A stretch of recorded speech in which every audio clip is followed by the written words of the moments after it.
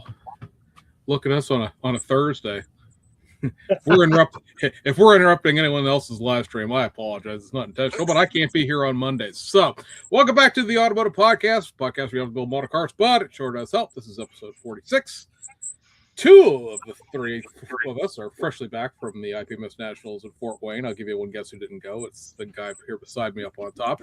And down here in the bottom Hollywood Square is Rick Doering from Decatur, Illinois, who was at the IPMS Nationals with the two of us, as it turns out, and picked up some awards for some of his excellent models. And we will be talking about all of that throughout the evening here. So, gentlemen, Sean, I don't have to ask you where you've been, what you've done for the last 2 weeks. I just saw you. We'll come back to you in a second. James, what have you been up to in the last 2 weeks? I was on a painting binge and painted two bodies this couple weeks. The Shelby GT500 68 convertible in Acapulco blue. Nice. This is a resin print. Uh, And then 2026 Morgan convertible. Nice. This is going to be a new 3D print from Olivizel. This is Tropical Glitz Seductive Red. I wanted to try the paint out, so this was a good canvas for it. It's pretty neat color. That is a pretty red. What did you use? Is that over gray primer, or what was the base? Black primer. Black. Okay. Yeah, I was thinking maybe to try it over pink primer, see what happens. It's got a real heavy metallic to it, so it may not make any difference at all. But we'll see. I'll try it over pink primer. Nice. Are you doing the Morgan stock? Or you? Yeah. But it's a 2026, so it's got modern suspension, modern wheels, modern interior in it. Huh. It's a neat car. What kind of motor do they put in this for real? You know? I don't know. I think it's most likely an inline six. I don't know much about it. I don't either. And I'm trying to rush, but take my time on the TVR Tuscan. So this is mocked together. I need to take it back apart and finish some of the interior parts of it, but it's getting there. You were busy. Are you still on the schedule for that gallery? Yeah. Okay. It needs to be done by the 9th. So we got a couple weeks. Awesome. But I do need to go ahead. I was going to say, is that a +6 or a +4?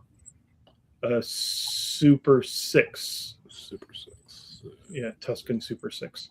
No. The more. No, Super Sport. Super Sport. Yeah. It is a BMW straight 6. Okay.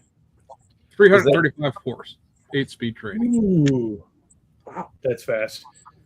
But the TVR needs vacuum formed windows, which I haven't touched a vacuum form window in a long time, so I need to relearn how to do those. So that should be, I'm giving myself a week and a half for that. Are those Morgans still have a wood frame, or have they moved away from this? I think they moved away from that. Yeah, they're on a regular frame these days. Yeah. I know that used to be, because they had wooden frames up till like the 90s or 2000s even. Yeah. Say definitely in the Tamiya Morgan kit. That's definitely a wood floor. The 60s. Is it? Yeah. Are you properly seduced by the seductive red? It's your first time using the paint, so what's your review there, Mr. Tessie? I used just a little bit of it. I got a big 2-ounce bottle. This is the Seductive Blue bottle. And I used probably this much of it. So I got probably 5 more cars worth of paint to try it. I could do it over white, pink. That really did cover well if you spread that over black and you only use that amount. When I use the green, for that dark teal green color, I probably had 7 coats over gray primer to even get it to look, solid. Wow. It was pretty thin. Okay. Is that a candy? No, it was pearl. Okay. Yeah, like I said, this was a heavy metallic, so it even had some grain to it. I had to finger sand it between coats because the grain of the metallic was kind of sticking up. Interesting. Were you just spraying that straight, or was that, did you reduce it on top? No, I reduced it just a little bit, like maybe 25%. What did you use for the reducer with that? Mr. Hobby Leveling thinner. Okay, that works. Unicorn tears. Yeah. I didn't end up thinning mine. I didn't need to. It was really thin to begin with. Okay. I was curious. I was like, can I use the Mr. Hobby stuff, or do I need like a I don't know, lacquer thinner or something? But apparently, must work fine. But I used my Mobius TG with a 0.5, and I was just misting, just barely pulling the trigger, and it was just flowing out. So. Somebody in the comments saying MLT is magic for everything. I was just going to say, it's like Frank's Red Hot. You just mix that shit with everything. Except for Gallery's Kaleido paint. Okay, water-based paint. Yeah, you cannot put it with that or it'll gum it all up. It turns it into concrete. Mr. Sean, you were I keep saying Indy. You were in Fort Wayne with me for an hour. We did a podcast roundtable, which was kind of interesting. A lot of the questions out of the crowd ended up being very technical questions on editing podcasts, which is clearly something we don't do here. So we didn't have a lot to add to that. So that was a lot of just sitting there and listening to the guys talk about stuff that behind the scenes we've been discussing. That sounds like a lot of work. And then Sean had his big autograph signing at noon. You may have seen if you follow his social media. You follow Round 2's social media because they advertise the living daylights out of it too during the week. He was signing a print that was, I don't know, about 18 inches, I would say. It's bigger than the 17-inch monitor I had. It may have been 24 inches of the new box art to the 81 Camaro that's getting reissued out of the MPC line. How'd that end up going? Because there's the thing about the show, and Rick will probably attest to this. Once Sean and I separated, I didn't see him the entire rest of the time I was there. So I was in the contest room. I was in both the three vendor rooms. Never saw him again the entire time. So wow. Yeah, that show spread out, or the way they had it at that venue, that was spread out across a bunch of different rooms. So it was easy to sort of get lost. Yeah, no, it was cool. I actually, Rick came by and got a print, and I probably signed, I don't know, maybe 30 or 40, and then wow. So celebrity. But yeah, it was fun. It was nice to meet a few people, and Round 2 guys are always really nice and gracious, and I appreciate them inviting me out there to do that. And they had a lot of cool stuff on display. They a couple of new tools that they're launching, and some sneak peeks of some stuff that they hadn't announced anywhere else yet. I don't know if Mr. Duff is going to cover that later or not, but I will, because I didn't bother to download them, but I obviously took the pictures. So as he talks, I'm going to scroll furiously backwards here and try to figure out where in the world those are in our group. That was pretty cool. And let's see, I bought a few things.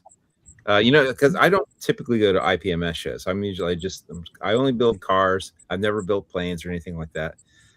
So it's kind of neat to see that show, and catch a glimpse of what's going on in the rest of the modeling hobby. And I picked up a few like modeling tools and some stuff that I don't normally see. So that was kind of a fun thing. Such as, well, I got I can't even know. I already have so much crap, I don't even remember. Well, there was some company that makes, I like overlanding rigs, and there's a company that makes a 1/24 scale gear. I think it's for military models. Like, it looked like it was duffel bag value gear. Yeah, so they make like duffel bags and tools and I don't know, like just random stuff, and you can get it in bags. And it's one of the weird things is for car guys, there's not a lot of stuff in 124 scale at the IPMS show. Like everything's either 132nd, I think, or 135th, 135th, right? 145th, or like 148th or some. So everywhere I go, I've like try to find, hey, do you have anything for 124 scale? And they're like, no. I stumbled across Anyway. some great 124 stuff that I'd kind of been passively shopping for. The guys, let's see, it's Tom's Model Works is the booth, and I just happened to stumble up across two guys, the guy running the booth and another guy talking about exactly what I was looking for. And is I don't know if you're familiar with Hollywood Hot Rods, Troy Ladd. Yeah.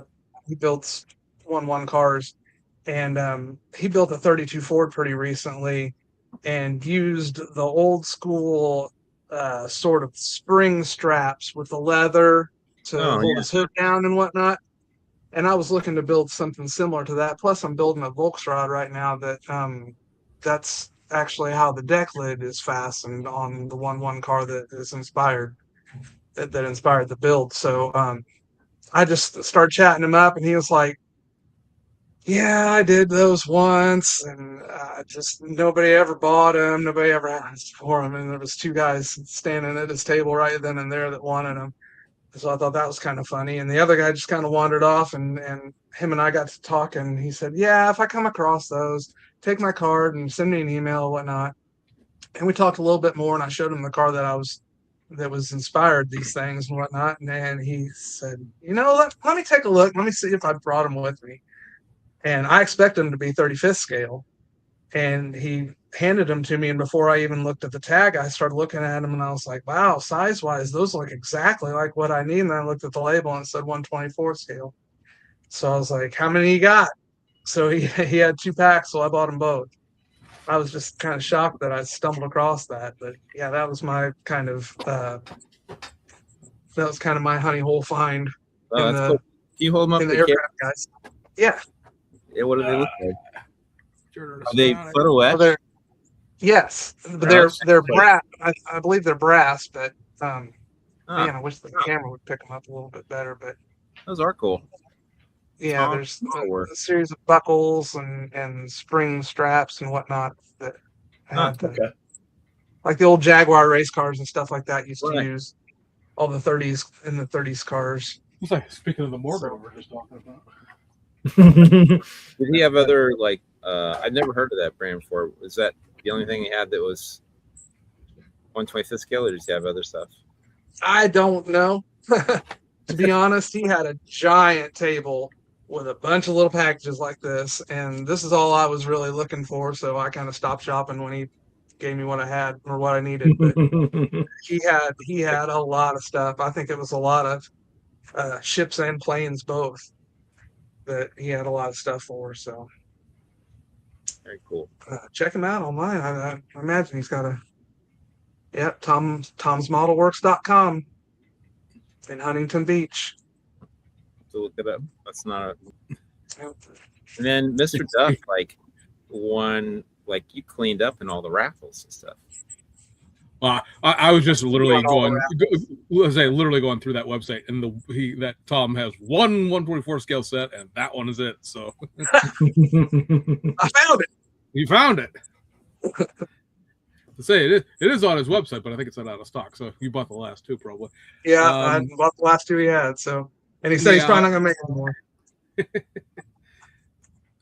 Yeah, because I'm literally sitting here doing, thinking in real time. Look at the smoke, folks. But like the Morgan 404 and some of the older classic race cars, like the classic F1 cars and Indy cars that would have had leather hood straps back in the day. There's not really that much that you would use those for, unless you're building something of that genre. So a lot of street, I think it's kind of a popular thing to do for 32 Fords and stuff. Yeah. Right. Yeah. Retrofitting to a street rod is what I'll use it for. Yeah. Neat little detail.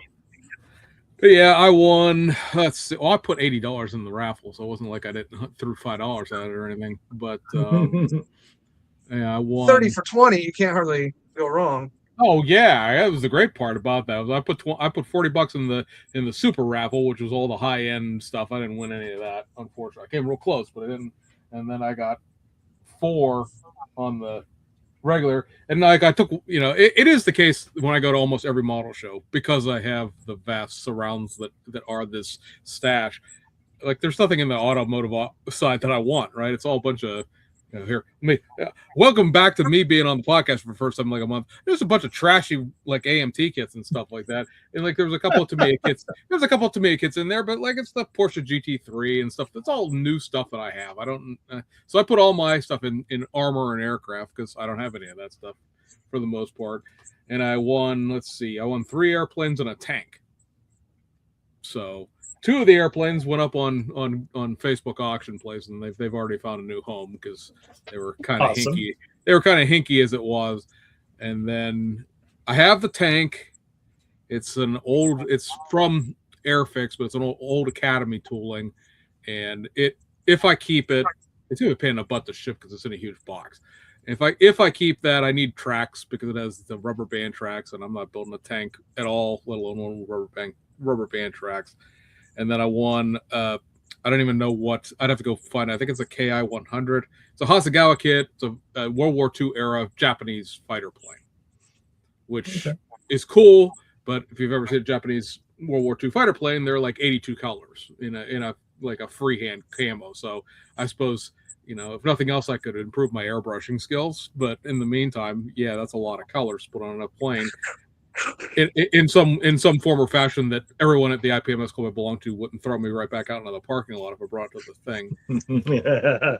And so I'll probably keep that one sealed. And then I went to a place called Lazy Dog Studios. You might have saw them, Rick. Both of you might have saw them. They're the guys that had the wood display stand, the wood painting stands. They were right across the street from round 2, actually. And so I bought the car stand, which is basically what James was advertising as far as the paint stand goes, except it's made out of like laminate wood instead of 3D printed. So I mean, it's almost the exact same thing, like part for part. I don't know who copied who there, but as far as the attachments go and the way it's adjustable lengthwise and widthwise and all that stuff, and the owner and I had a conversation for a while. We're just because he's mostly a military guy, but his temptation to build cars is alpha models. And so we were discussing the fact that like you need something heftier than a paint stand for your alpha model PZY because it's not that spring loaded thing. A lot of times isn't going to fit in there because James, from these things, sometimes the hole in the middle ain't the right shape and size for it to me to stand. Anyway, so I grabbed that. I went over to Scale Motorsports a couple of times. Finally chased I think his name's Matt, the owner down. And I said, hey, are you taking like a digital currency of some sort here? Because everybody was paying him in cash. And I wanted to get the 3D printed wheel sets he has for the Hasegawa prototype cars. And they're like $25 a set. And I wanted, one of every set. Not 10 of each, but just one of each to start with. And like, I don't have $150 in cash on me. I spent it all on the raffles. So yeah, he was. And so I grabbed these print sets for, like I said, a bunch of the Hasegawa kits. I mean, I'm big in myself here. So, horrible camera, glare, reflectives, nothing. But anyway, so this is it's in reverse too. That's cool. So anyway, these are the ones for the Jaguar XJR. And then these ones are for the Mazda 767. I gotta say, I've taken one set out and looked at it. They're really clean prints. But more importantly, from like a painting and detail aspect, like on the 767, the barrels are separate, the faces are separate, the center the center hub is separate, and then he also 3D printed a set of brakes with separate wheel hubs in the brakes and then separate rotors. If you know anything, if anybody out there listening to this later back knows anything about these Hasegawa Group C kits, they have brake rotors, but they don't have any actual calipers on them. It's the same set of brakes in every single one of their cars. The Mazda, the Jag, the Porsche 962C, and the Sauber, and the Toyota 88C all have the exact same tree, same part number on every single one of those kits. one set of brakes that they made for all of those, because they're all tooled in like 93, 94. And for some reason, with all the improvements that Hasegawa has done over the years, they never actually made a new set of brakes. So they look ridiculous because, you know, they're see-through wheels, right? You can see the brakes in there, and the fact that they don't have any kind of caliper detail. So they were really nice because, again, very easy painting because it's all in separate pieces. They fit the kit tires, so you don't have to source those. And then I went over Jesse brakes, right? What's that? Those are Jesse brakes from Fast and the Furious 1. Yeah, exactly. Time to find a good caliper file and just scale it accordingly and start mass producing. I said that's what I told him was that he should just sell the brakes separately because, like, you know, the wheels are nice, and like I was talking to John Brolin, who these guys know, and I said the wheels are nice, and nice wheels are nice wheels, but like I really just want the brakes. You know, the kit wheels are good enough for a 35, 40 piece curbside race car. You know, it's all, those kits are all about what the car looks like when it's done. It's not about how detailed the kit is. So I don't know. I don't know that he would want to sell something like that because, I mean, you would be able to sell it. Clearly, he has the files to print it, but like, what do you price that at, and how many of those would you actually end up moving? Because he's clearly got, you know, very fancy packaging. If anybody's bought anything from Scale Motorsports, you know everything comes in really fancy packaging. So he should just throw them in the package. Well, they are in the package, but I'm just saying, I don't know. No, he should throw the caliper. Well, I'm sorry, never mind. The brakes. You already said that. Yeah, but and then I went over to Edward and I bought a giant airplane, and I went over to Squadron. I bought 2 giant airplanes because I'm a sucker for giant airplanes. The Edward had a 1/32 scale P51, which is what they're calling their hybrid line, and it'll be interesting to see if this takes off in any kind of form of automotive modeling, because the potential would be there, but you also have all the licensing conflicts and stuff like that we talk about. The kit itself, like the base kit, the fuselage, the wings, and all that stuff is in plastic, but the cockpit walls, guns, propellers, wheels, struts, all that stuff is 3D printed. So they can change which version of the P51 it is by just swapping all of the different all those different pieces of parts out, the print stuff out, and you still have just the base airplane, you know, being tooled up in traditional styrene. Like, okay, you could do, you know, so many options with cars that way. I'm not sure what the licensing would be if you did like the Dodge Charger that Round 2 did, and you made all of the Hellcat parts and all the police car parts in 3D print instead of them being styrene. Does it extend the production further? Do we get, you know, something like the Challenger? Could you make a base Challenger and then you could do a Hellcat and you could do a Red Eye and you could do a whatever the hell the drag spec package was, the 1670 or whatever that goofy thing was? Maybe. I mean, but Hasegawa was really the only one who's using 3D prints at all in like commercial kits. So it'll be interesting to see if that goes anywhere. Edward and a couple other of the airplane manufacturing companies are the ones that have taken off. I see what I did. They're taking off. That are running with the idea of having, you know, we're gonna tool the base of the kit in plastic, and then we're gonna put all the you know, what makes it a P51 A, B, C, D, F, and all that stuff. We're gonna make those in 3D or resin or whatever, and swap the plane around that way. So it has potential. I don't know that you know, any of the curmudgeonly U.S. manufacturers will ever realize that they can 3D print anything, let alone do that. Because you guys saw Round 2, fantastic display. If you were over in the corner, Tamiya, again, it's a big display. It's all the stuff that's already out, though. The big shtick at IPMS Nationals was that weird tractor with like a roof that was on tank treads. It's called an RSO. It's a German military tractor, basically, that sits on tank treads. And that's not actually being released until September. But if you were at the show, you could buy one because Squadron had, I don't know, 250 of them sitting there. So it was a show exclusive. If you wanted it now, not waiting for 2 months, you could buy it there. But the car stuff was the car stuff that we all, you know, it's the Porsche, it's the Prelude, it's the Nissan Leopard that they're reissuing from the 1980s, the Toyota Celica Group 5 car It's a 1/20 scale kit, but it's a very professional display. It's lit. It's very trade show. Round twos, all lit, very trade shows. And then you go over in the corner, and then poor Ed Sexton's over there with Ravel's table, and it's the same poster board. Not so much the poster board, but it's the same poster boards that have been traveling with him for like the last year and a half. It's the 2024 Mustang. It's the Lamborghini Revelto. Okay, saw those last year. Those kits have been out. The Mustang's been out for 8 months now. The Revelto just got a U.S. boxing, but the kit's been out for 6 months. The new McLaren, the 750, is there as a box with the contents poured out onto the table, still in their bags, so it's not up on a board. And then they have a 1/32 scale something German, and then a Gloucester Meteor aircraft. Those were there, piled up in bags. And then they had a little display in the middle that had the current reissues, the 87 Monte Carlo, the 83 Berlinetta Pro Stock, Pro Street, whatever that thing is supposed to be. And I did look at that, and actually they've clearly tooled a new nose piece up with that, because I was wondering about that in the terms of, like, are they just going to put decals for those little nose holes that are on the front end? Because they never tooled a Berlinetta nose in that kit when it was done originally. But it has a new nose piece that actually has those there. And then the other thing there was the 671 GTX. No, the 71 GTX, which again, that has new parts. They never really talked about that.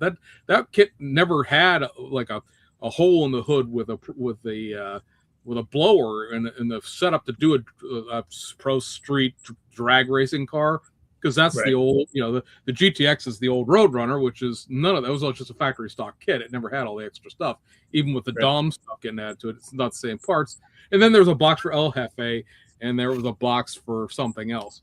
And I kept asking, Ed, through the week, I'm like, so, like, tell me something else that's coming, The McLaren's coming. I'm like, yeah, I know the McLaren's coming. The McLaren's out. I just don't want to pay the kit price to ship it here from Europe. I'll wait till it actually shows up here.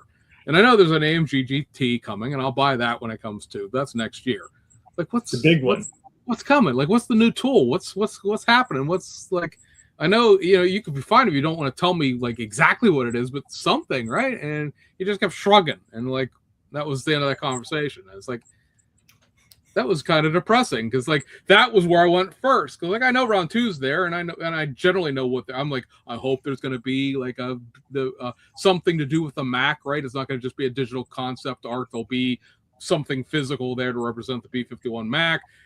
They'll have other stuff to release, because you just know there'll be new stuff every time round two shows up. Something somewhere, there's at least one modified reissue you didn't know about, or, well, James might, because he's in the club with Steve, but everybody else didn't know about was coming.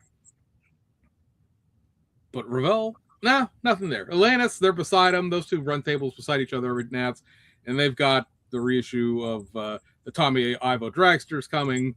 They're doing they found the tooling. I think they bartered for it, actually, to get the tooling for the 1/12 scale Red Baron kit back. And everybody was like, well, where's the pictures of that? That's so cool. Well, they had Joe Porche, who's a guy from Vegas, who had the Tom Daniels display upstairs in the special interest group thing. That was his. It was the built one he had. So they just sort of borrowed it as a placeholder for, like, well, I guess there was no tooling to take a picture of it. It was a original kit that was built very nicely. Joe does a nice job, but, like, what am I taking a picture of this for? It's just, you know what it looks like, right? If you're interested in a 1/12 scale Red Baron kit, you're old enough to know what that looks like. I don't need to take a picture of it. So that was, I was disappointed. Sorry, Revell. I was disappointed in the fact that you had nothing new to display. You had nothing new to talk about. I felt bad for Ed just sort of standing there. He was like, well, not everybody knows about this stuff. I know. But everybody who goes to Nationals usually goes to Nationals every year, and we know about this stuff because we saw it last year. Like, I took pictures of it last year. I know this stuff was here. So that was interesting. I got my senior judging pin for having judged enough years now, which was fun, because then I said I can now officially judge old people because I have my senior judging pin. And I did participate in judging. We'll talk about the like Rick's wins and whatnot here in a second, but, like, that was a good time. It always, it's IPMS Nationals is a military centric version of, like, NNL East, in the sense that, like, these are people I only see once a year. And so it's just a good social time to go out and hang out with friends. I know, like, for car modelers, it may not be like the most fantastic thing to do because it's a lot of things that we don't necessarily build, but still a lot of really good car modelers there. And it was I was there the whole 4 days. I think Rick was too. 'Cause I'm pretty sure that I saw that Beetle show up on Wednesday, so you were there the whole time. It's just Thursday morning. Thursday morning. Okay, I knew it was there for most of the time, and like it's just good time to hang out with people. I mean, hang out with your friends, meet new people, make new friends. Yeah. Hey, Rick, was that your first IPMS Nationals? It was. I had plans to go in 2020 because it was in Vegas and it was on my birthday. And why wouldn't you? Well, the global pandemic happened to be the only reason that I didn't. And they had the show. They were, masking up, but by August they had loosened things up enough to have the show, and I got COVID 2 weeks before the show, and that was when they were, saying, you got to kind of quarantine yourself at least 14 days after you think you're cleared from it. So I was like, 2 weeks before the show, there's no way I'm going to get through this, and I didn't even really feel that good by the time the show rolled around, so I wouldn't have enjoyed it anyway. But it would have been pretty miserable to travel like that. Yeah. How did you enjoy this show? I thought it was pretty great. The show itself was really enjoyable. All the modelers I got to meet were great. The staff was a little short. They were a little short with me every time I had to inquire about something. And I wasn't sure. They had a vintage kit class in the automotive stuff that I thought was really cool and immediately drew my eye because pretty much my entire stash is something that was manufactured before 1980. So I was ready. The only thing that I had that didn't qualify was the Bug because it was 3D printed and on that Tamiya chassis. So, but I decided to enter for sake of sort of I think what the spirit of the class was, maybe representations of those old school kits. I have it's an MPC, it's like a 27 or 29 tall T, fenderless. The Blackjack T is the box art for it. And it's got some cool decals that are like ribbony and they show an old like farm scene, and there's a little silhouette of an old Model A on it, and on the back it looks like an old wanted poster, and it says 27T or something like that on it. And so I wanted to put that in that class because it looked like it was pretty box art, and it looked old. It looked like it was definitely manufactured before 1980. But then I also had my Rambler. It's a 69 Johann S69 SC Rambler kit, and I built that a few years back for the Iceman tournament. It was on Instagram back then, just on Instagram back then, and it's pretty heavily modified, and I just kind of threw it in there to see if they'd kick me out, honestly. And they called me up and said, we need something on the display that indicates. There was a lot of ambiguity about whether or not the instructions needed to be with the display, or if the judges were going to use scale mates, or how that was really going to be determined. I just recently got back on Facebook for the IPMS show to throw questions out there and stuff like that. I've been off there for about 5 years. And so I threw that question out, and they said, nope, your instructions aren't necessary. Just need something, from ScaleMates. I didn't know we were providing something from ScaleMates. So one of the judges called me and said, hey, we need something. So I got on my phone and just screenshot the stuff and emailed it I went to the Grand Wayne event main office there and just talked to one of the staff, and she said, sure, just email me a screenshot of it or whatever, and I can print it for you. So that's how I managed to get myself squared up with the judges and legal. that thing's, yeah, there's not, the chassis pan and the body is pretty much all that's left. That's a kit The part. original kit, right? And I mean, the bumpers are pretty heavily modified. It's got the illuminated halo headlights in it, so the grill's pretty modified, and um, all the electronics for the battery and all the wiring and stuff are below a false floor in the trunk. So the trunk's all custom too, and the interior is mostly 3D printed out of the new electric charger, the EV charger file. Okay. All right. All 4 seats, door panels, center console, and dash are all printed parts. And then the floor, what's sort of left of the bottom of the rear door panels, and some of the package tray is still a kit tub.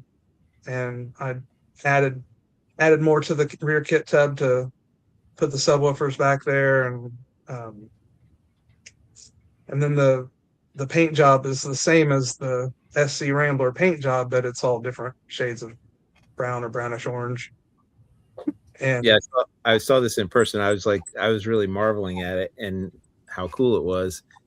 It was like, I think it's the only one of these cars I've ever seen that wasn't red, white, and blue.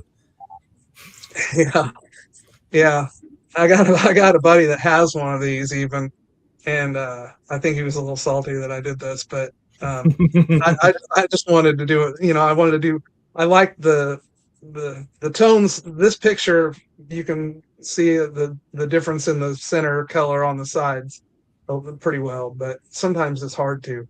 And so I wish I would have made that color difference a little more obvious, but I like the way the colors work together on the red, white, and blue. I just didn't want to be red, white, and blue. Yeah, no, that's a really cool model. What engine is in that? It's LS. Okay. And the lettering on the original hood, I think, said 390 cubic inch on the SC Rambler. So I had I called upon my daughters to help me make stencils for my Cricut will cut, and I did the 376 for the LS 57 LS, and it's an old Ron Olson file, I believe. Okay. So Very cool. And did this win an award? it won first place in the vintage class. Okay. So they didn't kick me out. They appreciated the modifications instead of being upset with me, I guess. So there was some very cool models in that class. Tim, I always butcher his last name. Had that custom in there that was really cool. There was a big scale General Lee in there that was really nice. There was a bunch of great builds in that class. I thought it was a really cool variety of vintage kits. But yeah, I could have thrown the Henry J in that one, and the drag truck that I built is, other than the 3D printed engine, there's nothing that was manufactured before. Or I don't know, actually. Now that I think about it, is the Orange Blossom Special is the cab, is the primary part of that build, and I'm not sure when that was manufactured. It was probably done after 1980. Now that I think about it, so that one might not have qualified. But Rick, how long in time would you say that took you to make? This one? Yeah. Well, it was, like I said, it was built for the Iceman build off, so I think we had 2 months to build it. That's pretty quick. And I was gluing the mirrors on right before I snapped the pictures to make it a minute before the deadline. Yeah. So Wow. I used every minute that I had to build. How long do you typically spend on a build? Ugh. I like to take as long as I want, but I have this real love-hate relationship with these build-offs. I'm in a couple of chat groups of guys that join a lot of build-offs, And then the chat group started their own build offs, and then they're spinning off other build offs, and it's just kind of ridiculous at this point. But everything that I have that's done is done because I was doing it for a build off. I got a shelf over there of stuff that's not done that I wasn't entered in a build off, but the Henry J was a Iceman tournament build. The Rambler was an Iceman tournament build. The parts box drag truck was the deadline was Acme for that one. I wanted to have it done to take to Acme, but yeah, everything else and the Beetle, the Armando Flores's Beetle presentation at the SoCal Open was the deadline to get that one done. So it seems like if I don't give myself a deadline or somebody else's deadline, if somebody doesn't impose a deadline on me, I can't get one finished. Yeah. But, so you enjoy the pressure. I don't. I hate it. It eats at me. It makes me miserable. But apparently, it's what drives me to finish one. So Yeah. I don't know. I need to work on that. I need to get that straightened out, fleshed out for myself. Do you consider yourself a competition builder? I don't, but I don't build. I don't really build anything that I wouldn't feel comfortable entering in a competition, if that makes sense. Even that blackjack thing, I knew when I was building that I was not putting the stuff into it to make it competitive, but I knew I was going to show it anyway because it's just I like the representation of the old kit. It's not a kit that is common. It's not a kit. I think it's a kit that when a lot of people see the box art, they're kind of like, I've never seen that. And it's a rebox of one of the old Switcher kits from way back, and it's just got really cool box art, and the decals are really cool, and I think it's just a cool representation of model cars, and that's why I put it on the table. I don't ever expect to win anything. It has been photographed and it's ended up in a couple magazines, which I think is super cool. A lot of folks consider that more rewarding than getting, an award at a show. But I think it's super cool. I mean, I've got a stack of magazines down here with little Post-it notes in them, made appearances, and yeah, I love that. I think it's super cool when they get photographed. And like I said, I don't ever expect to win a prize, but I think it's a cool representation of model cars in general. I got another one kind of going like that too. It's this original issue AMT, the AMT. It's a beautiful AMT. The original issue 57, 3-in-1. From 1960, 63, I think, is when they released this one. It's got all the customizing parts in it, and it's got the glass in it that is for a chop top, and it's got added sections horizontally and vertically through the roof line to cut your roof apart, and it's already got the pieces added. You can chop a top with the parts that are in this kit. And I think it's such a cool to go through and build. I am building this 100% with the parts that are in the box, but it's going to be a pretty wild custom. And I just think it's so cool that you could do that with these old kits, and the styrene in these first issue kits. It's so good. It's so crispy. Yeah. It's so just, it's got good rigidity to it without being brittle, and it's back when they did it. So back when an AMT could compete with your Tamiya kits, James. Yeah. When we did the USAC build, the Unified Content Creators, and we all did a 40 Ford. I got a real early version of the 40 Ford AMT kit, and And I thought that was really crispy. And then I went to a club meeting and somebody had an original, and I looked at that and it was super crisp compared to the one I had. And and then he had like a newer reissue, and we looked at it and it was garbage, just almost like slush cast or something.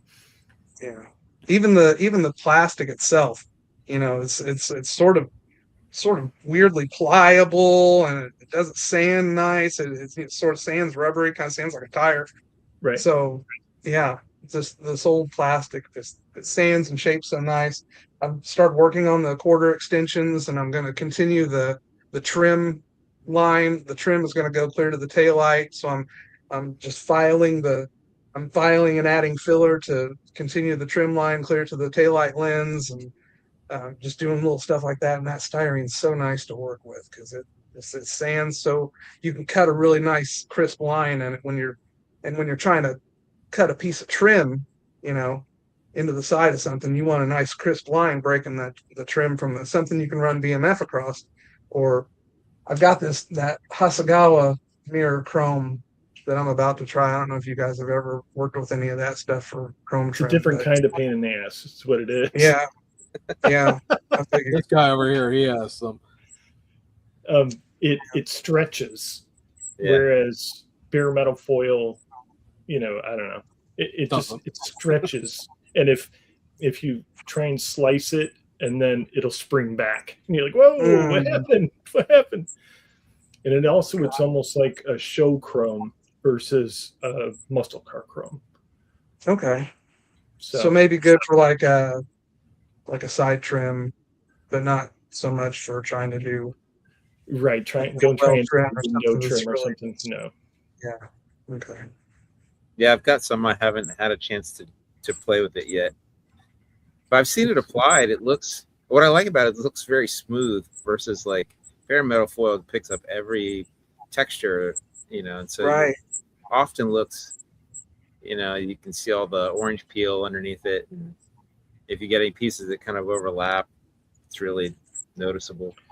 What I like about it is to do like interior trim. You can cut a sliver of it and place it, drag it, place it, smooth it, and it's there, whereas bare metal foil, you can't do that.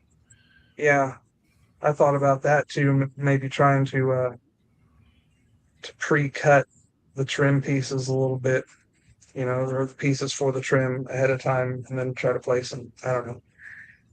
I'm going to mess around with it. I got one on the bench right now that is almost due for that, so I'm ready. Yeah, what's the green thing you got there?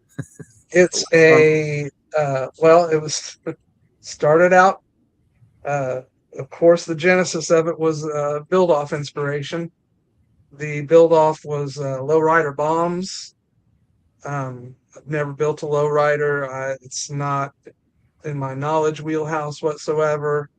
I don't have any accessories laying around for a lowrider, but I decided to jump into it.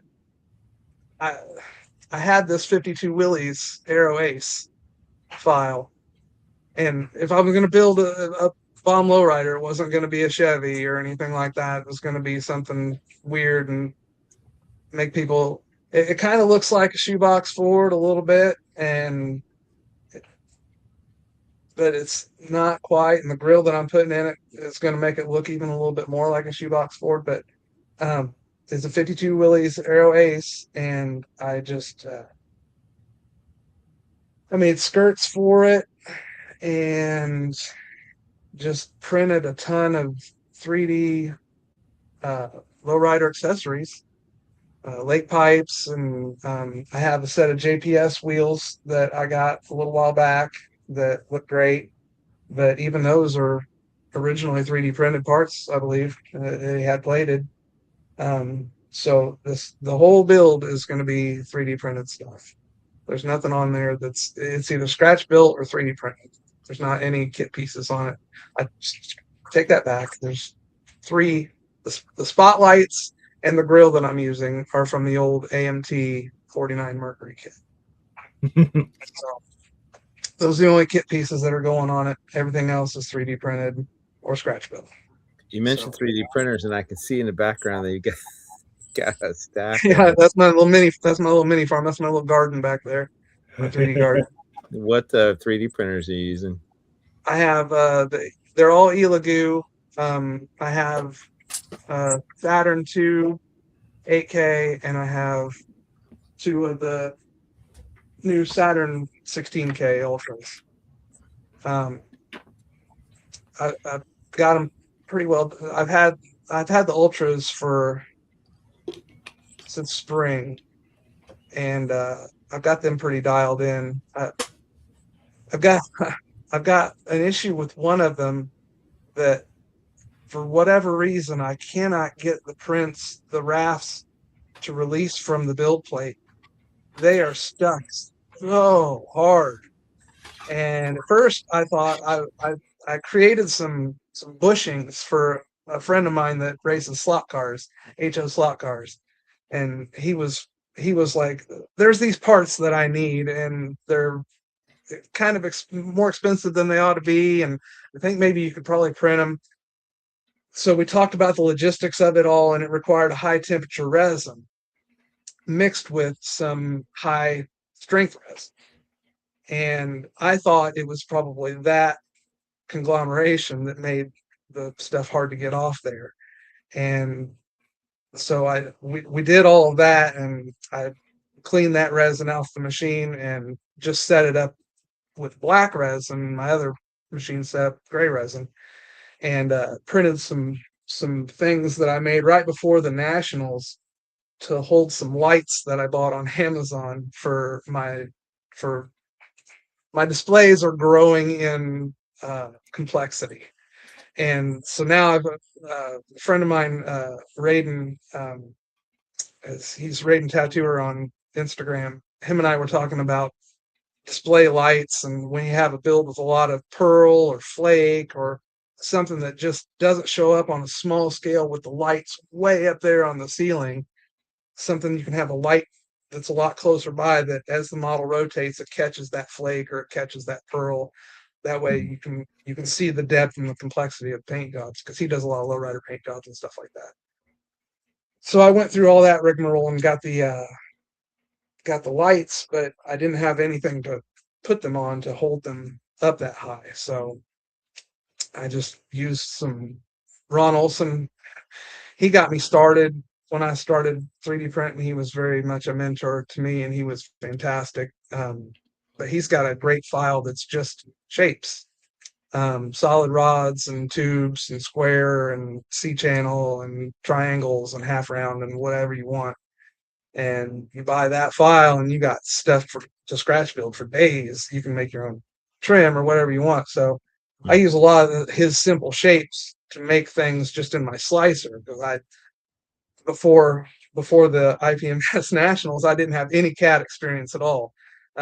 Took the basic and advanced CAD workshops there at the show, and so now I got my feet wet a little bit to start working on designing some parts. But yeah, the stands I made were just built from square tube that were his files, that I cut them and made them the length I wanted to and printed them out before I left. And man, I tried to scrape that black off that build plate, and it did not come off. I had to chisel off what I could and sand the rest. And I don't know what I'm going to do about that. Is your bottom exposure too high, or? Well, that's what I was originally told. And to make when I was doing the bushings, I was kind of doing them just like a half dozen at a time. So and HO scale slot car bushings are not big. So it wasn't much to work off of the plate. Right. So I didn't give that a whole lot of thought either until I started printing some of the, more of them at once or whatever. And as I printed more of them, I started scaling back my bottom exposure time, and I got it. The setting that I saved in the slicer to print those bushings has a very low bottom exposure time, and I can get them to pop off when I do that.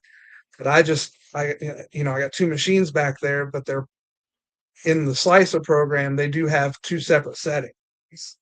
I can have the all the settings be different from machine to machine, and just click that machine in the slicer program, and then it'll apply those settings to whatever project I'm working on. So Right. I've used the other machines settings and back and forth, and it's a machine difference, 100%, and it's drastic. It's I'm not very well sure. could be.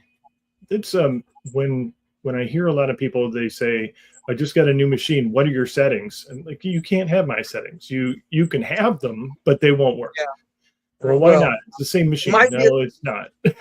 might be a jumping off point, but one failure that you aren't necessarily tweaking against, and that it's going to keep hammering you. And no, it's better to start from the beginning and use the advisement that everybody uses when it comes to these machines and calibrating your resin, because different brands of resin, different Different colors, for God's different sake. colors. Yeah, and obviously different machines. I have identical machines visually sitting right next to each other, and one of them you can't scrape the parts from the build plate, and the other one prints like butter. So I don't know what I got to do to fix that. I don't know if the vat temperature, maybe it's got a vat. Those things have like a vat temperature thing that warms the Right. resin. I don't know if it's getting Maybe too it's warm and not warm enough. intensity. Maybe it's the light intensity or something. Yeah, I don't know. I really don't. Hmm. It's frustrating, but It sounds like more work than there. well, yeah. I mean, I don't know. It's just so rewarding when you get it dialed in. Yeah. These little things don't add up to much when you're. I mean, this build that I'm working on right now, that's 100% 3D printed, might be, considering I'm not really adding anything aftermarket to it. I did plug wires and some scratch build fuel lines and stuff like that on the engine, but the engine is just so well detailed, and the interior is so well detailed, and the other parts like that I dressed up the interior with are other 3D printed parts. Like I put, there's a file for valve stems that I can't remember the designer, but it's a little rack of valve stems, and it has dice caps and standard caps and like a pointed cap. And I just scaled up that rack to make those pointed caps good size for the old school teardrop pointed dash knobs, and printed them in clear green resin and drilled out the dash knobs in the dash and stuck those in there instead. And Sweet. drilled out one of the larger round ones for the shift knob. And yeah, it's too easy to just, when you have all these files at your disposal, and Yeah. you can just kind of grab and pick and choose. And yeah, Justin. Yeah. Yep. I have living proof right behind me. wavered, yeah, I've wavered back and forth about like, getting into 3D printing. And I keep like thinking, I think I want to do it, just because there's so many cool files out there. There's so many cool things to print. And There was and it's just growing like there was exponentially. too many of them when I started. You know what I mean? And it's just Yeah. grown so exponentially. More designers are getting into it, and yeah, it's pretty limitless now. There's not much out there that, and if there's something out there that you want, that you've searched and it hasn't quite shown up yet, give it a month and search again, because it's probably going to show up. It's the number of designers that are out there doing stuff. And there's a lot of guys that'll just guys that don't typically design car parts. They're typically designing figures or something like that, and they'll just bam pop out a set of shifters or something like that are really great. The boots are super accurate, and the links and the knobs got the patterns in them or whatever. It's like a file like that will just come out of the woodwork sometimes, and it's like, oh, I got to stash that guy. So I really enjoy working with the 3D printed parts too as a builder. Just they're easy to sand. I don't have to worry about like crazing Mold lines. paint or mold lines, or there's just a lot of. I find them easy to work with. Yeah. If you find the printer that's using good resin yeah, and I've gotten a few that are like just have a ton of like Layer lines. layer lines that like have to be. Those are kind of a pain, but there's that too. If you get a good print, Mr. Yeah. Tepper's done a good job with them, and some other people I've got stuff from. Well, I feel like it's kind of like any other aspect of the hobby, whether it's when you're the way you're putting a build together or whatever you're doing. There's levels to it, and if you're just gonna kind of buy a machine and flip it on and load up a free basic slicer program and throw it on there and just kind of chunk some default supports on it and throw it in the machine, and you're going to get what you get. But if you're going to deep dive into it and you're really going to find the nuances of everything and how you can manipulate stuff and the way you can adjust your supports and the way you can orient your parts and things like that and be patient, I don't care how long it takes one of my prints to go. So I'll set my layer lines as tight as I can make them that make sense, and let it print overnight and while I'm at work the next day. I don't care. I'm not, if I set a print at 11 o'clock at night, it's going to be at least 8 o'clock the next night before I'm even going to get a chance to scrape it off the machine. So I don't care if it takes 12 or 16 hours to print something. What's your longest print so far? Oh, that's a great question. It was probably something that failed. I think the longest one, the longest scheduled print time, it said 24 hours, but I know it's like 24 hours and 23 minutes or something, but I know it said that on the slicer, but I know the machine ran longer. But yeah, it was a body that I tried to print pretty vertically. Back when I was first starting, it was with the 8K, and it was a Malibu, like a 7980 Malibu body.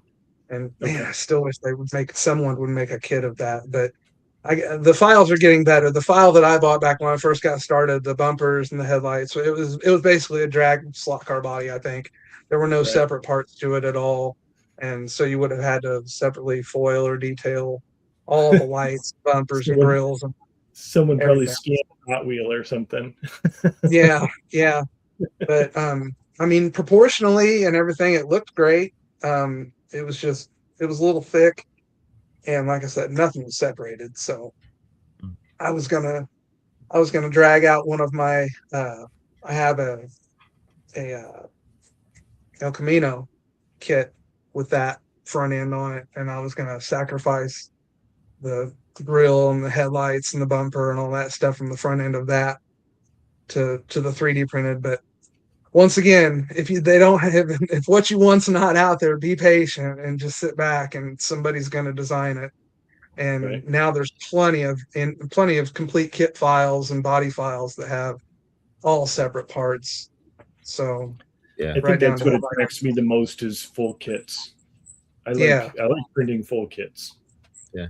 That's the longest thing that you've had to print. Probably like 18 hours. Okay. Yeah. Was it a body or? It was a body. Yeah. Like Dave said when we were in that round table, the only thing better than having a 3D printer is having a friend with a 3D printer. Yeah, I got that a lot when I first got my printer. There was everybody that was in my model club was like, and then luckily someone else in my model club joined in quickly afterwards, and he's my buddy Joe that I go to all my shows with, and he's good at production. He's a lot better at production than I am, so he's keeping the guys in the club happy. So I don't have to do that. Do you normally get a good print like the first time, or do you normally have to print like multiple ones in order to get a good one? Nowadays, now that I got the machines pretty well dialed in, they're pretty reliable. Even with that one being a little too sticky, the prints still all come out really nice. And I think it's just a matter of, really getting your slicer settings and your resin calibration settings dialed in, and all that becomes pretty reliable. Typically, if there's a problem, it was user error, 100%. Something that slipped in the jig on the slicer at the last minute, or an intersecting part, or I was trying to gamble a little too much with the support settings, trying to go a little too light with a part that was a little too heavy, or something like that. Right. That's the kind of errors that I have nowadays. Now that the machines are pretty well dialed in. Yeah. It's Yours pretty well dialed in now, or you still struggle sometimes? I'm always messing with the settings. Always, add a half a second here, or yeah. It just irritates me when a wheel doesn't fit in a tire or something. I'm like, oh, I got to add another half second. But then when you look at the actual size of it, they're the exact same size, and you're like, oh, that wasn't my fault. Right. Yeah. Yeah. That's another great thing about printing too, is when it comes to wheels and tires especially, wheels and tires and brake combinations and things like that. Those are pretty quick to whip out. You know what I mean? And you can, like when I did the Beetle project, I had 2 different styles in 3 different diameters with 2 different rear offsets by the time I was all said and done. So I like 12 wheels laid out.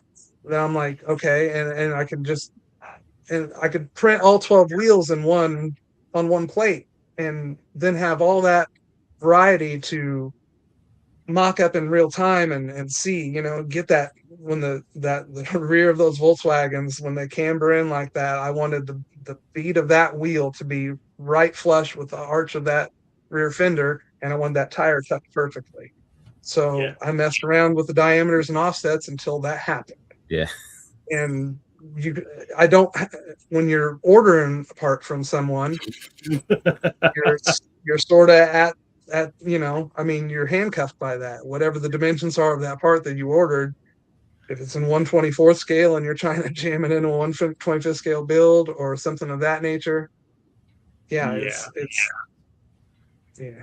yeah. That's one thing I wish I'd be able to do, is just kind of scale the diameters and widths of the wheels and stuff in order to really dial it in exactly the look that I want.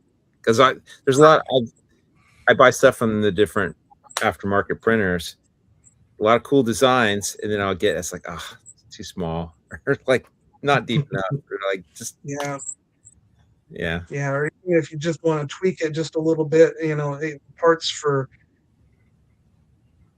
I'm looking at that one. There's a lot of 3D stuff on that one too. There's a lot of the slide back roof thing is a black box deal, and the engine is a black box deal.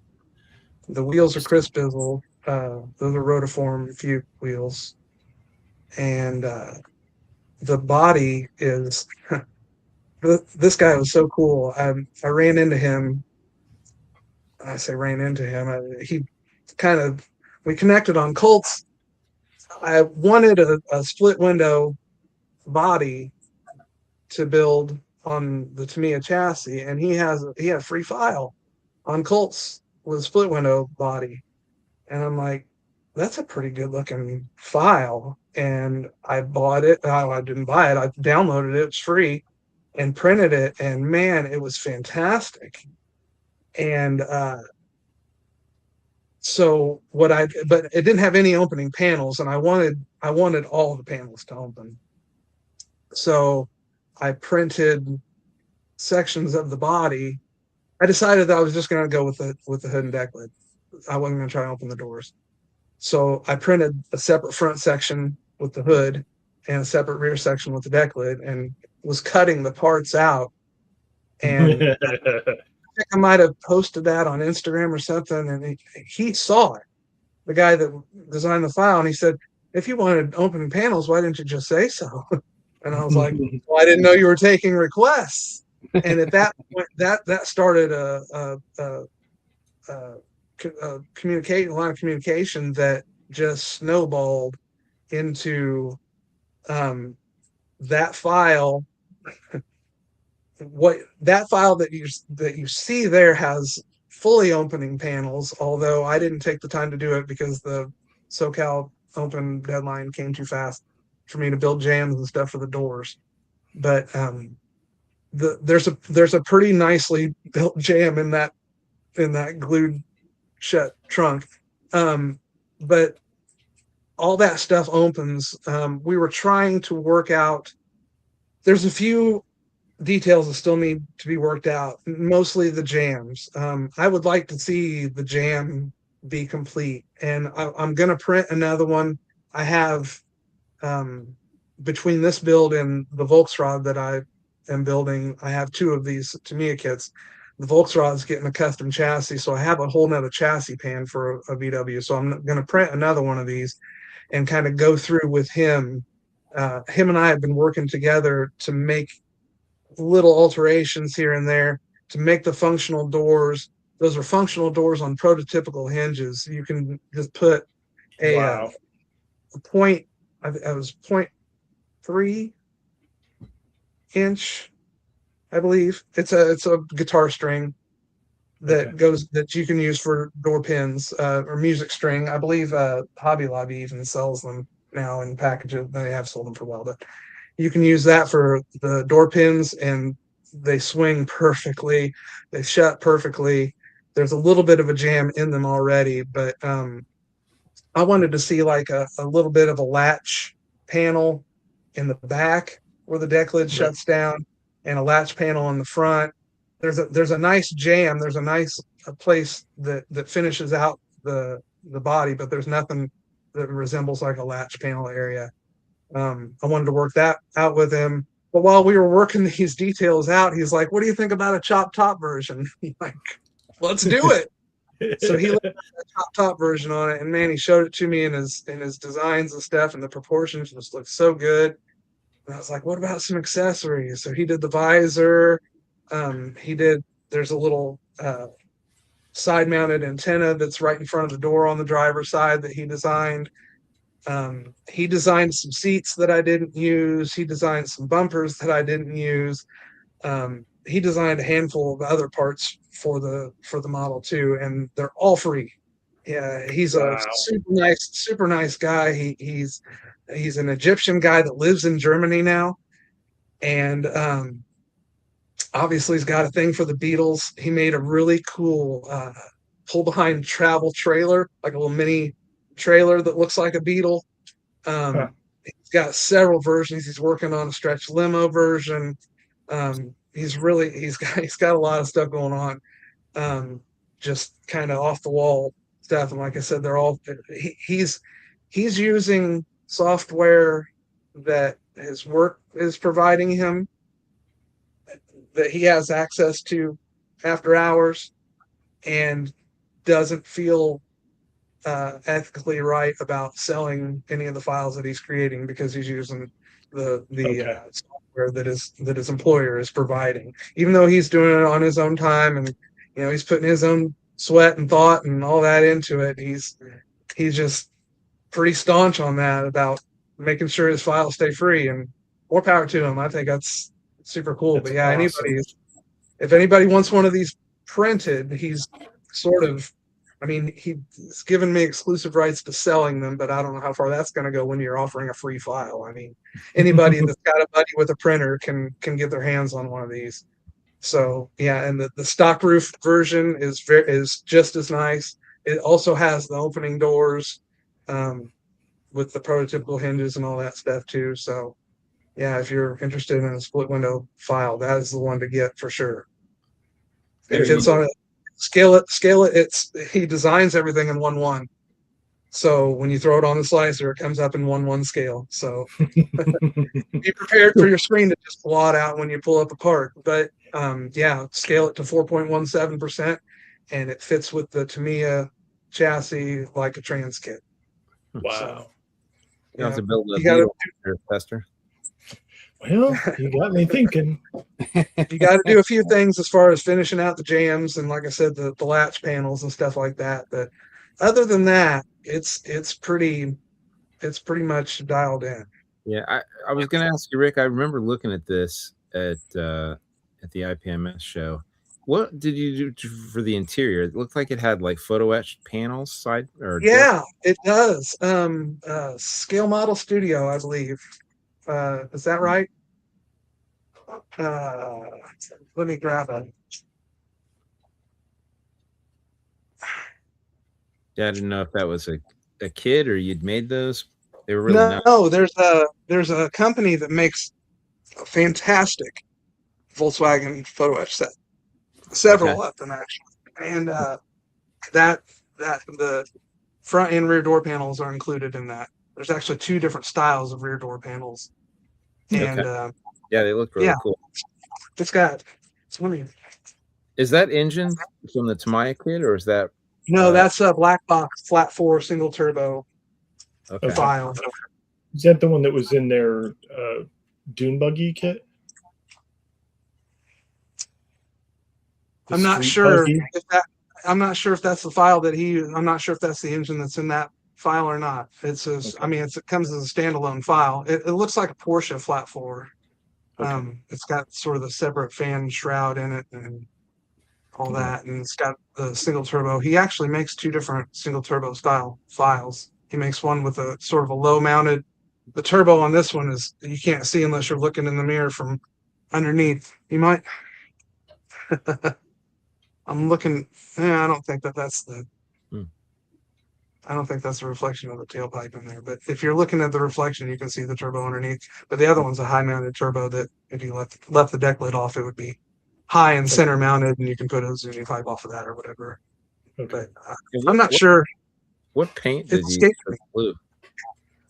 That is a Honda color. It's obsidian blue, I believe. It's a newish Honda color. Okay. One of my good friends that used to be a roommate in college days, his daughter hit a bird with the mirror of her Honda CRV, and they're just little plastic covers that are on the mirrors that are painted body color. And so I put a new mirror on it for her and had to paint the body color, paint that little plastic part body color. So I had a lot of paint left over, and I thought that would look really good on a round, a roundy car. So is that over a black base or is it? No, it's just gray sealer. Okay. It really it's sort of, it's got a lot of depth to it. It's dark and then it really pops like on the, the color is very vibrant on the arc of the curve. And Honda, that's another great thing about Honda colors. All their metallics are usually pearls. They're usually the toner in the color is usually a pearl rather than a flake. So they're very small. So they work really good for the smaller scale cars because the flake doesn't look so out of scale, so to speak. Yeah. And some people are picky about that. I'm not really. I think if it's visually appealing to you, from 5 feet away, looking at a small car, if that color looks good to your eye from 5 feet away, then go with it. I'm not really a flake Nazi as far as the size and scale and making sure all that. Because if you really scaled your flake to 1/25th scale, it probably wouldn't be perceptible. Yeah. Right. So I don't know. As long as it's not a bass boat. Right. Right. Yes, that's fair. So this is your Henry J. Yes. And I was curious how you did the flames. Are those decals or are those? No, Lazy Modeler masks, the small generic mask. Okay. I love those things. Yes, that was my first time using them. Bought 2 sets because I don't know. I guess I know myself well enough to think that the first set of anything that I do, I'm probably going to ruin it somehow, jack it up. When I print stuff, I almost always print 2 sets of whatever I'm printing. So when I ordered the Lazy Modeler masks, I ordered 2 sets of them. And laid them out on the body, laid one set out, one on the body to make sure that they fell where I wanted them to fall, and to know how much smaller I had to make the hole in the hood. That hole is considerably smaller than the kit hole, and I didn't want the flames to fall off into the hole, so I laid the mask out on it ahead of time to make sure that all that stuff would fall where I wanted it to fall, and find my center points on the mask and everything. So when I laid it down, if I laid it down a little off center the first time, I could, sort of set some landmarks, make some notes on the extra mask that I had to say, Right. locator points to say, okay, this is where this needs to fall. Make sure it hits square. So I did all that ahead of time, and then the product itself is just fantastic. It's an amazing product. I used them once. I liked them. This one here, I don't know if you didn't really see this that well, but this one's got several ghost flames in it too. There's ghost flames going down the side, James, and on the hood and in the center panels, and those are also lazy modeler masks. Also, lazy modeler mask is actually the Henry J mask that I cut up and repositioned into different places on this car. So fantastic product, and I love it. I got a drawer full of them. What do you use for the chassis for that? Because the Revell kit's like a gas.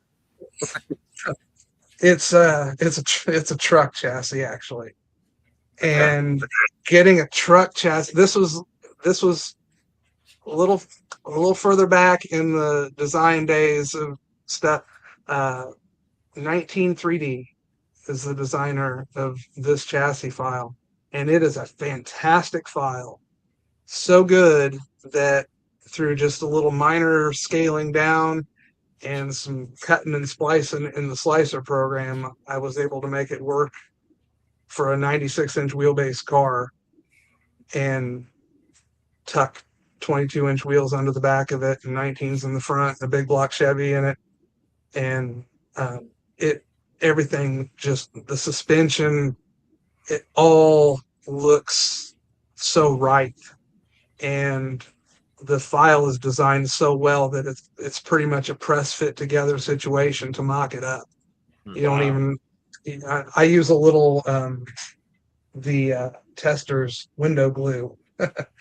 I use a little of that sometimes to kind of give me an extra bond, because it's pretty much water based, and if you wash your parts before you paint them, all that stuff's going to come off.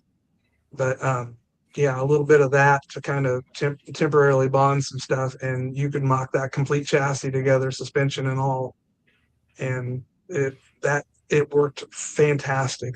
There's also a very complete airbag system that comes with that, pumps and the module, the valve module, and the tanks, different size and width tanks.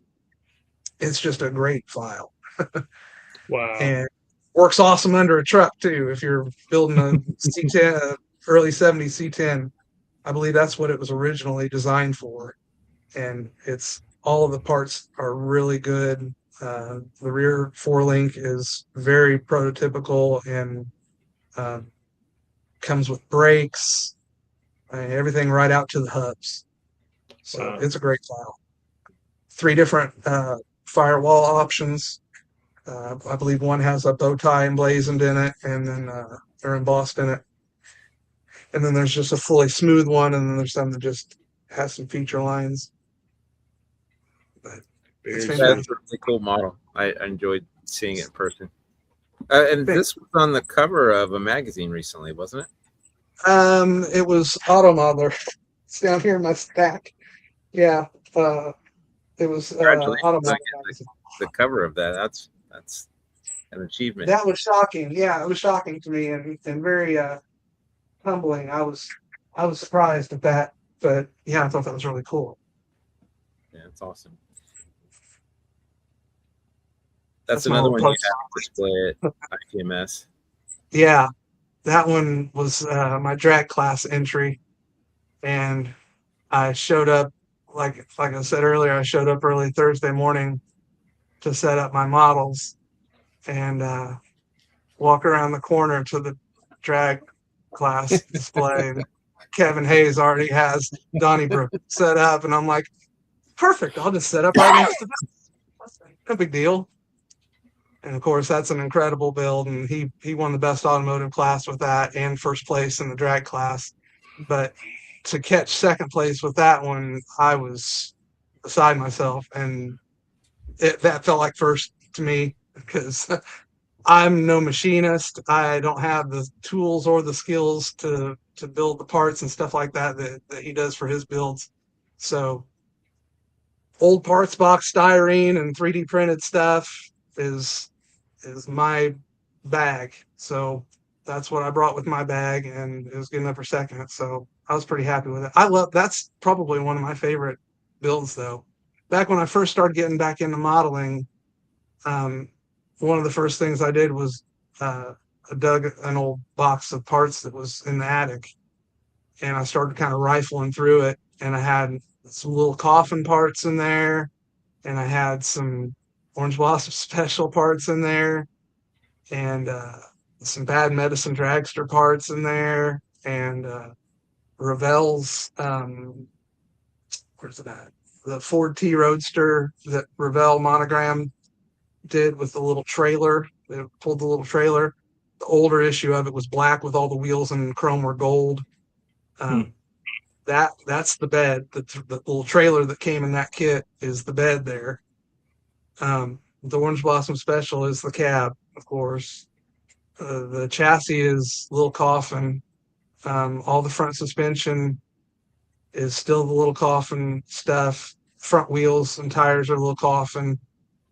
I ditched the kit springs and made my own springs for it. It almost looks like that should have been in the vintage kit or something. Yeah, but it's not a kit. It's just a menagerie of parts. Yeah, that's quite kind of cool. It's like this is not like anything that came out of a box. It's like it came out of 100 boxes. Like, yeah, it did. Like, and put a it all 3D together, printer. make it The work. engine's all, yeah. The engine is a fantastic 3D file that's very highly detailed. Kind of from a couple feet away, it just you don't really give it much mind, but the closer you look to it, there's some really small throttle linkage detail in there and fuel line detail that was all part of the file. That's a really really highly detailed file, and the scoop was everything was from that file, and it's super detailed.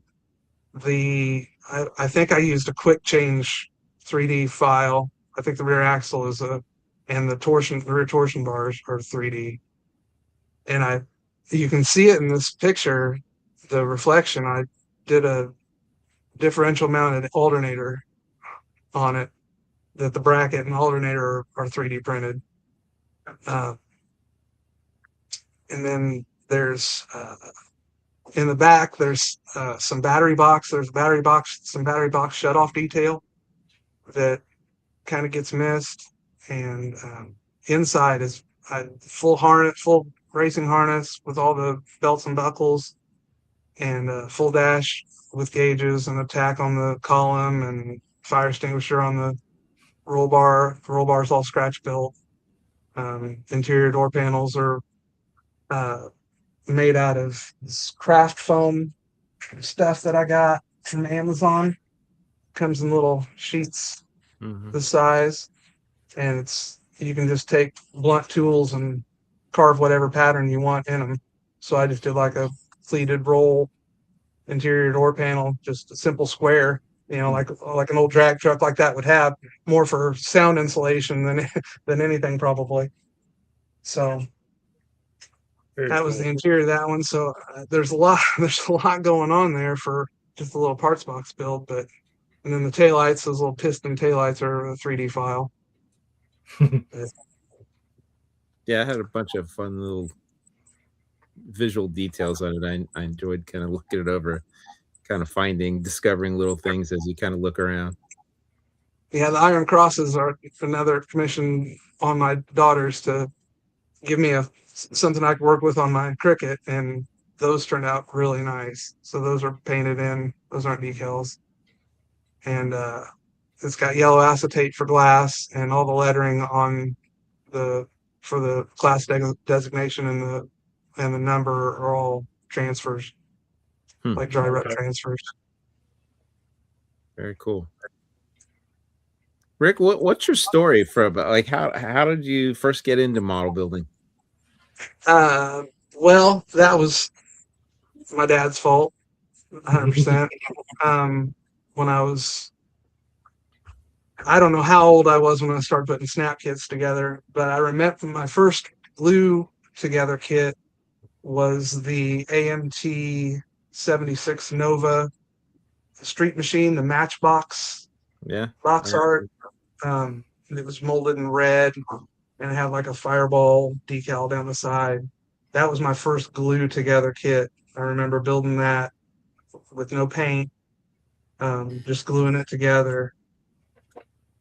And it went okay. I think what drew me in so much, because I was so into cars when I was a little boy. And my dad and my uncle both drag raced. And I was always in a garage somewhere, or a racetrack somewhere or something. So I was what I learned about cars, that first model that I put together, I'd never seen the bottom side of a car before. You know what I mean? So here I'm looking at the bottom side of it and all the suspension and all this, and I'm asking my dad, what are all these parts and what do they do?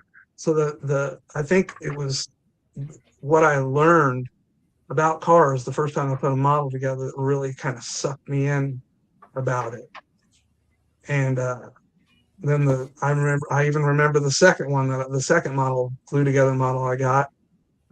It's one of my all-time favorites. It's the Malibu or Monogram 70 Chevy Malibu. It's very 80s. It's molded in yellow. It's got a big front air dam on it and a lot of side pipes and a lot of goofy 80s stuff. But for an old vintage Monogram kit, I remember as a kid that thing just falling together, and it looked so cool when I was done with it. And the decals that, it's a very 80s kit, but when I built it for the first time, it was very 80s. It was the early 80s, probably 81 or 82. So I'm not sure when that kit came out, but it was probably a new kit on the shelf when I picked it up for the first time. And everything just kind of fell together with it. And so me and Dad were always we had a den in our house, and we always kind of were throwing, yep, that's it. That's it. That's so good. It's got some goofiness to it. I mean, nowadays I have a couple of them. I have one that's staying sealed, and I have a couple up there to build. One of them's got the trans kit from C1 in it, it's got the rear bumper that looks like a 71 or 72, so it's got the round taillights in it to go with the round headlights, which I don't know why GM didn't do that. That was such a fumble in my book, but it's got a different hood. It's got a handful of optional parts to it to modernize it a little bit, kind of suck the 80s out of it a little bit. But I'm going to put some larger diameter Kragers on it, and I'm going to lower it, and I'm going to paint the decal graphics on it instead of using the decals. But it's going to look box art-ish, but it's going to be a modern kind of update to it. Yeah, I forgot. So yeah, it was. What's that? I was gonna say I forgot they built that, or they made that version of that kit. I remember building stock SS454 version of it. Yeah, that's a great kit too. Yeah, that's a good kit too. Yeah. If you can get past the chrome headlights, that's about the only thing that really kind of stands out about the kit. But yeah. Yeah, those those 80s Revell kits were good kits for kids to build. They went together relatively easy. They looked good when they were done. You know, a lot of Yeah. like NPC AMT stuff is like large gaps with suggestions of how the bumpers were supposed to, you know, Yeah. matched. And so they were often difficult to build, where the monogram stuff was, you know, everything had a slot and a tab, and, you know, you could actually assemble it. Yeah, the wheels snap on and spin, Right. and it's pretty much like a snap kit in that aspect. But yeah, I remember some of the early NPC kits when I was young. This like they would really go overboard with actuated suspensions and stuff like that. You know, trying to make the kingpin, trying to make posable fronts, and that as a young kid that overwhelmed me. I was never able to make that stuff work like it was supposed to. Yeah. I like that little coffin chassis. That's a pretty finicky front suspension situation with the the front hubs are two halves, and you know there's like 8 parts to that, just that front axle assembly. And doing that as a kid was always such a pain, and even as an adult building that 37 was a kind of a pain. Yeah. But So how many yeah. years do you think you've been building? Well, as a kid I built a fair amount. I built up until I was 15. I know this is like kind of a kind of a pat story, you know. And when we all get into big cars, we kind of leave the little cars behind. But yeah, that's kind of the way it happened for me too. I was in the process of building my first car, and I was getting interested in car shows and stuff, and I was learning how to paint full size stuff at that age. And so I thought I'm gonna go like real hard one time before I quit. And I'm gonna paint a model with car paint, and I'm gonna try to do as much engine detail as I can. And so I did that to I kit bashed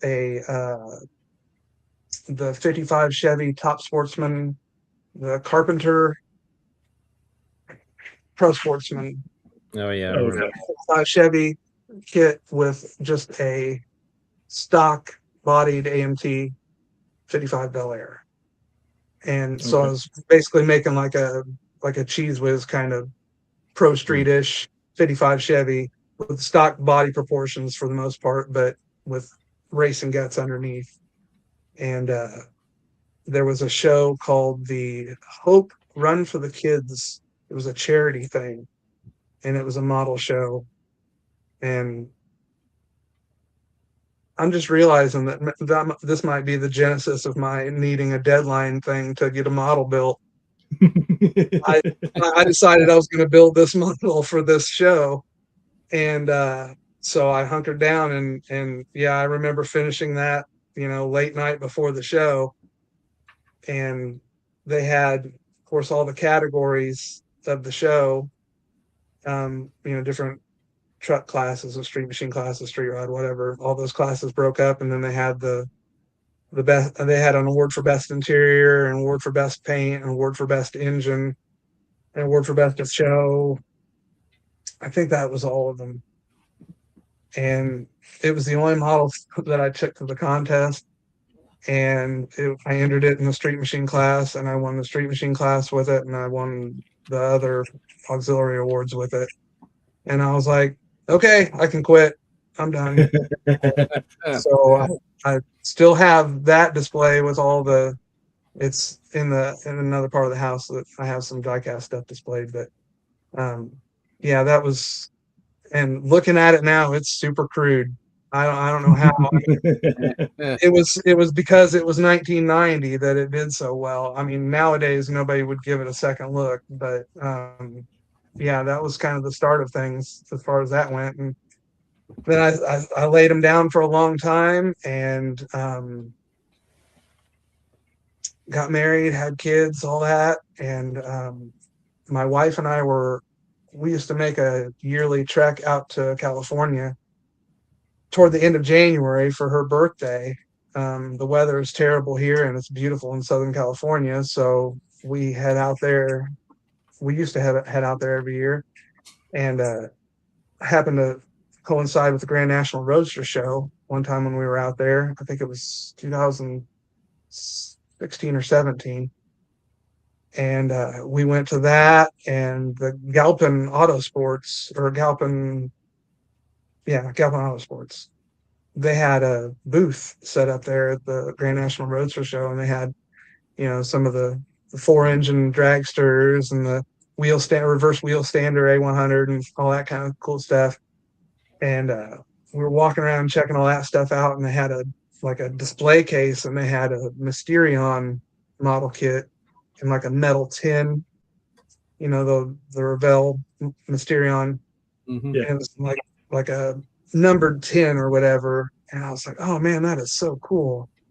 And I was just kind of admiring it for a while and whatnot, and walked off and was doing whatever else. And my wife picked it up for me. And she probably regrets that, because that relit hard. And I mean, anybody that's built that kit knows that kit's a challenge.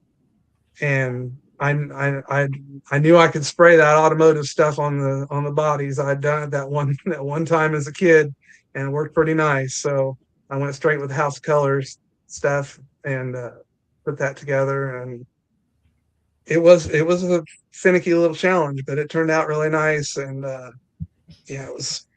that's all it took. I had a nice space down here. My dad passed away back in 2013, and right before he passed away, we found out that my wife was pregnant.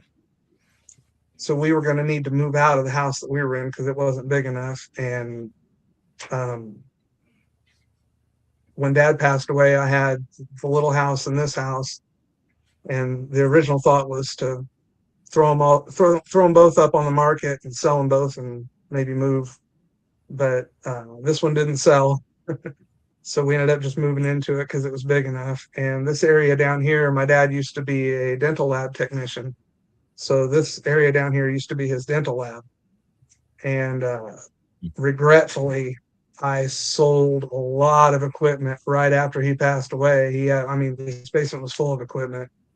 And there's a lot of parallels between dental stuff and car modeling for some reason, or modeling in general.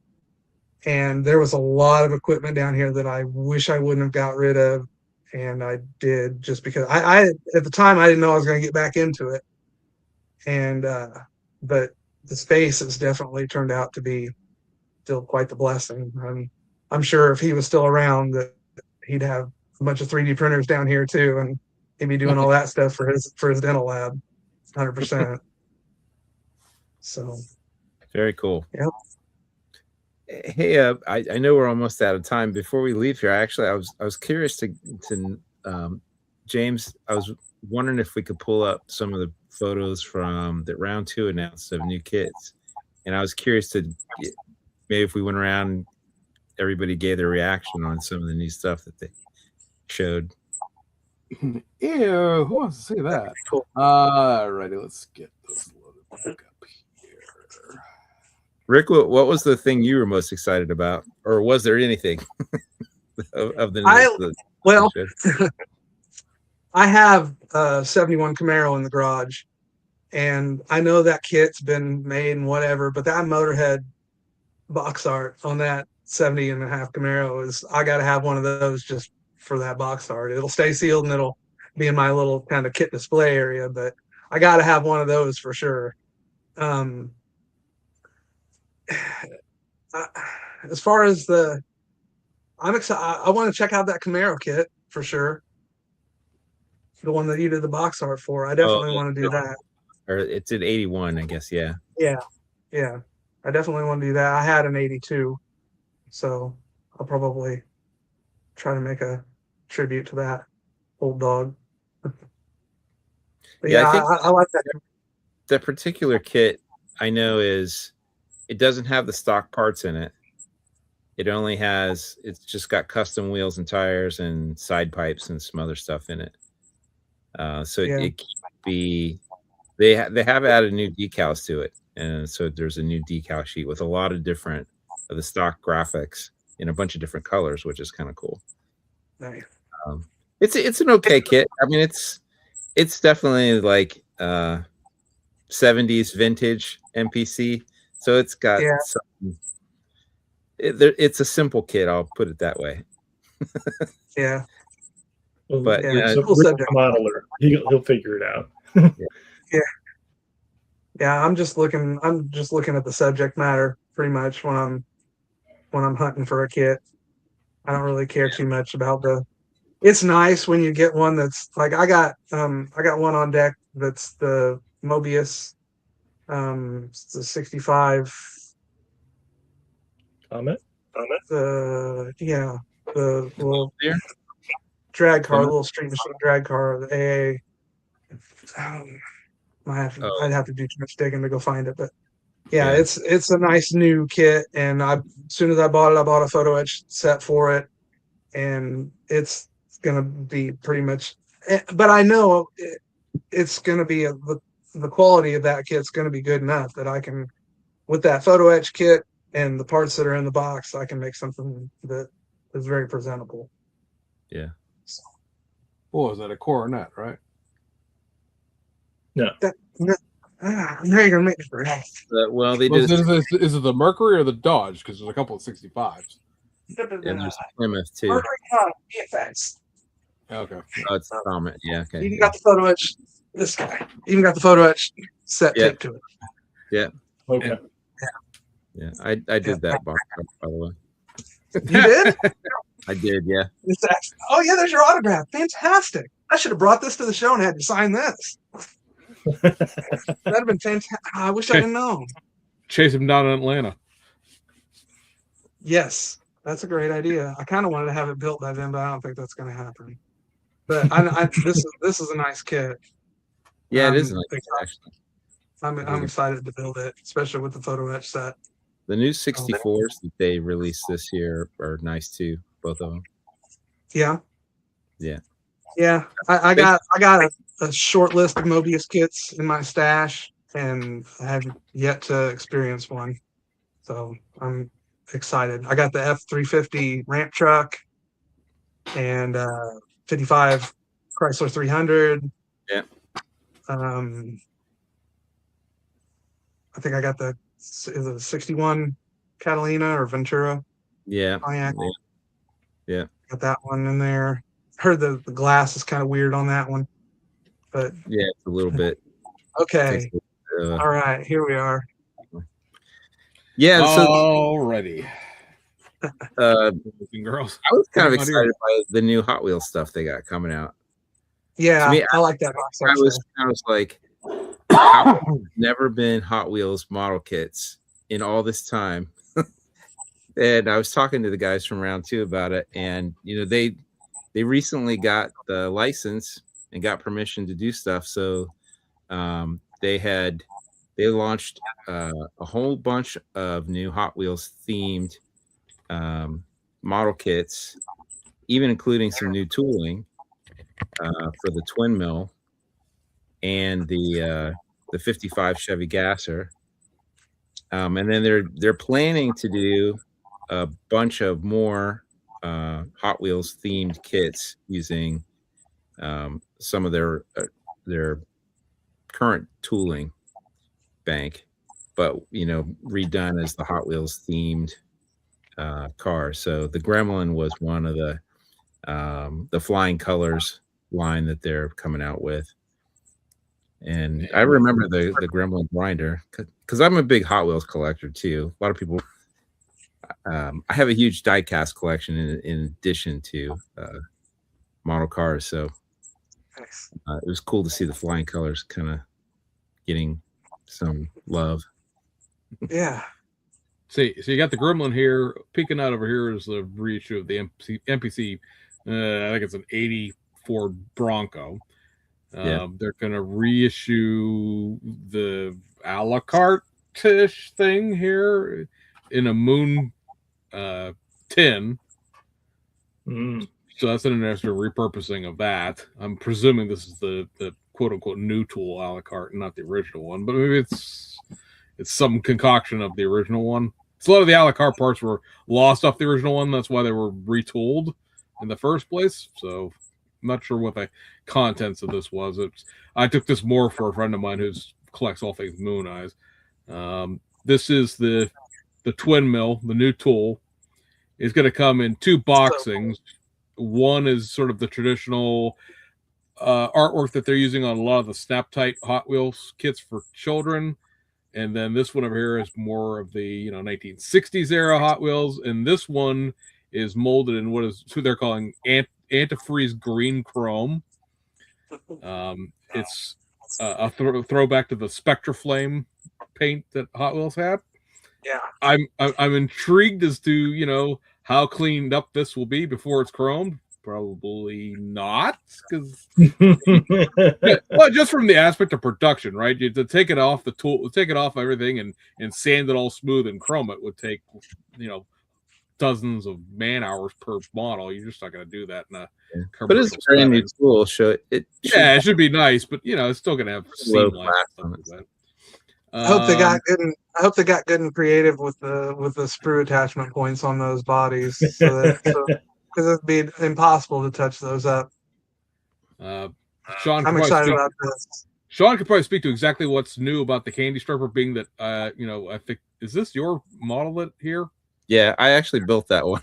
Yeah, I was gonna say, I knew you did the box. You did something to do with this project, the box art and the build. So yeah, I didn't do the box art, but I built the model that they use for photography on the box, and it's that one that they had on display there. Okay, so what's new about this then? Because there is new tooling. So it's a combination of things. So it is the old Nomad chassis, from an AMT Nomad, and because it has all the gasser parts. They've taken the coupe body, or the hard, I guess that's the sedan body, from like 90s era AMT kit, and they actually changed the side poles to eliminate the side trim and radius the wheel well. And so they've sort of kit bashed those 2 kits together, and then they added, there's a new sprue of engine parts, and it's got the blower and basically the parts to try to replicate the shed or the Hot Wheels diecast car, the details of that. So it has a bunch of new parts in it. It does come molded with that bluish tinted glass as an option. So it's pretty cool. And if you look at the kit, you'll also notice that it looks suspiciously similar to some movie cars that were 55 heavy gassers. So you'll probably see this in other variations that are under different licensing. And then they're planning to release it to you. See it will also come in a pink Spectra Flame finish, pink chrome plated. So I thought that kit was pretty cool. I'll probably end up picking one. I actually would like the Spectra Flame. I just like them as just replica, sort of a replica of a die-cast car. I probably wouldn't really paint them or detail. Yeah, that blue glass is very Hot Wheels. I love that as far as a nod to the Hot Wheels aspect of it. I think that's awesome. This box art I took a picture of just because our good buddy Brian loves all things Corsairs, or Corvairs rather, and so I sent this to him, and he was like, "Dude, really?" I'm like, "Yeah, really." I'm like, I think it's just decals and attaching it to this mobile phone racing game that they released. The late model, it was a C6 Corvette that they did it's one of the old showroom replica kits. So it's another extension of that. This is the Mitsubishi L200 knee Dodge Ram D50. This has the Mitsubishi grill tooled up for it, and also a tilt bed. This as much as I thought it was there in the original one, no, this tilt bed is new tooling. So, or at least the part that tilts the bed is new tooling. Yeah, I got thought some that was pretty cool too. I nice got excited about that vintage one. 80s graphics going on back here. Yeah. Very much. I specifically said 1982. Says who? Is there any reference to the decal sheet in that one? Is it going to come with some great graphics like that? Some great Yeah, mini whatever's truck on the graphics? box art, I'm sure that'll be on the decal sheet. Probably along with some stock gauges and trim work too. It'd be sweet if there was a couple options there. Yeah. This over here in the corner is that new short bed Chevy. I had to take pictures of that because that's something that was already known out there.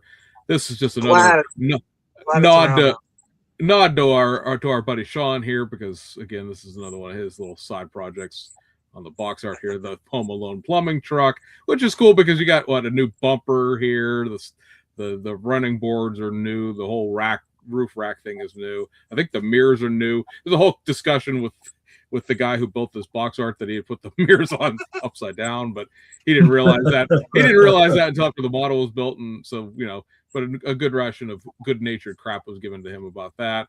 That's cool. Option addition to the old Dodge van kit, because there's a bunch of stuff here that changes it up a little bit. I don't know that necessarily makes everybody run out and go buy one, but it's just cool to have an interesting licensing tie-in. Everybody loves Home Alone. These are two bodies.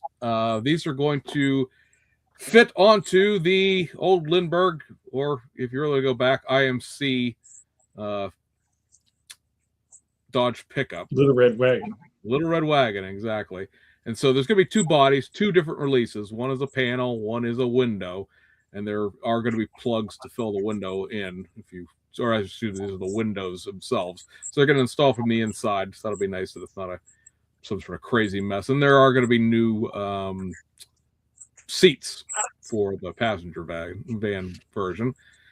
I'm actually excited about the window van. I was planning to. I have a Jimmy Flintstone resin body of this, and I was planning to actually build a window van. Of course, now there'll be a kit of it, so I'm like, well, I'll probably just wait and do that. But that's Chop Top one, I'll tell you. I really wanted to build those window vans for a while. I think they're kind of weird, quirky, boxy little fun things. I think make a cool surf van. I didn't ask Steve, but I would assume, make the ass out of you and me, right, that this will have all of the drag parts out of the Little Red Wagon. I wouldn't see them decontenting the kit to try to make it factory stock. So obviously you could make any number of drag versions of both of these. They didn't know which one was going to come first as far as release wise, but again, these will be two different kits, not just one. It's not, this is, like I said, these are the windows, not filling in the panels. So if you want a panel van, you'll get a panel van. You want the windows, they'll have a windows.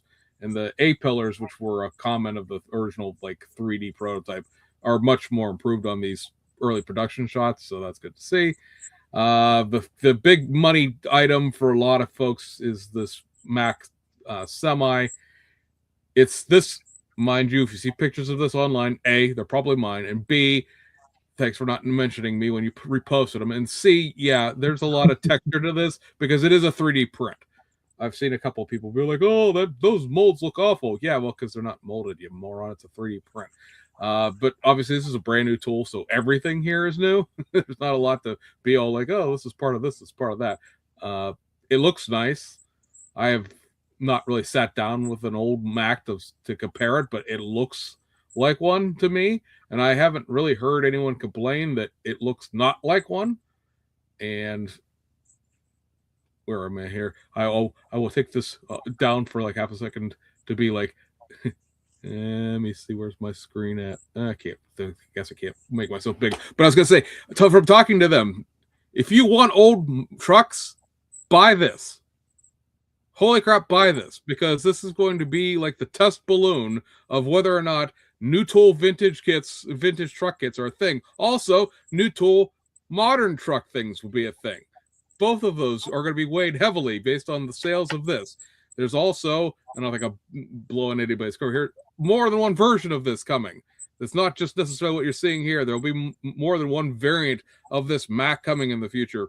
So again, purchase this Mac if you're one of these people that all sits around and whines that there's no new trucks. Here's one right here, brand new. go buy it if you want to see like more in the future. Let's see what else is on here. The redo of the Chevy 454 SS pickup truck.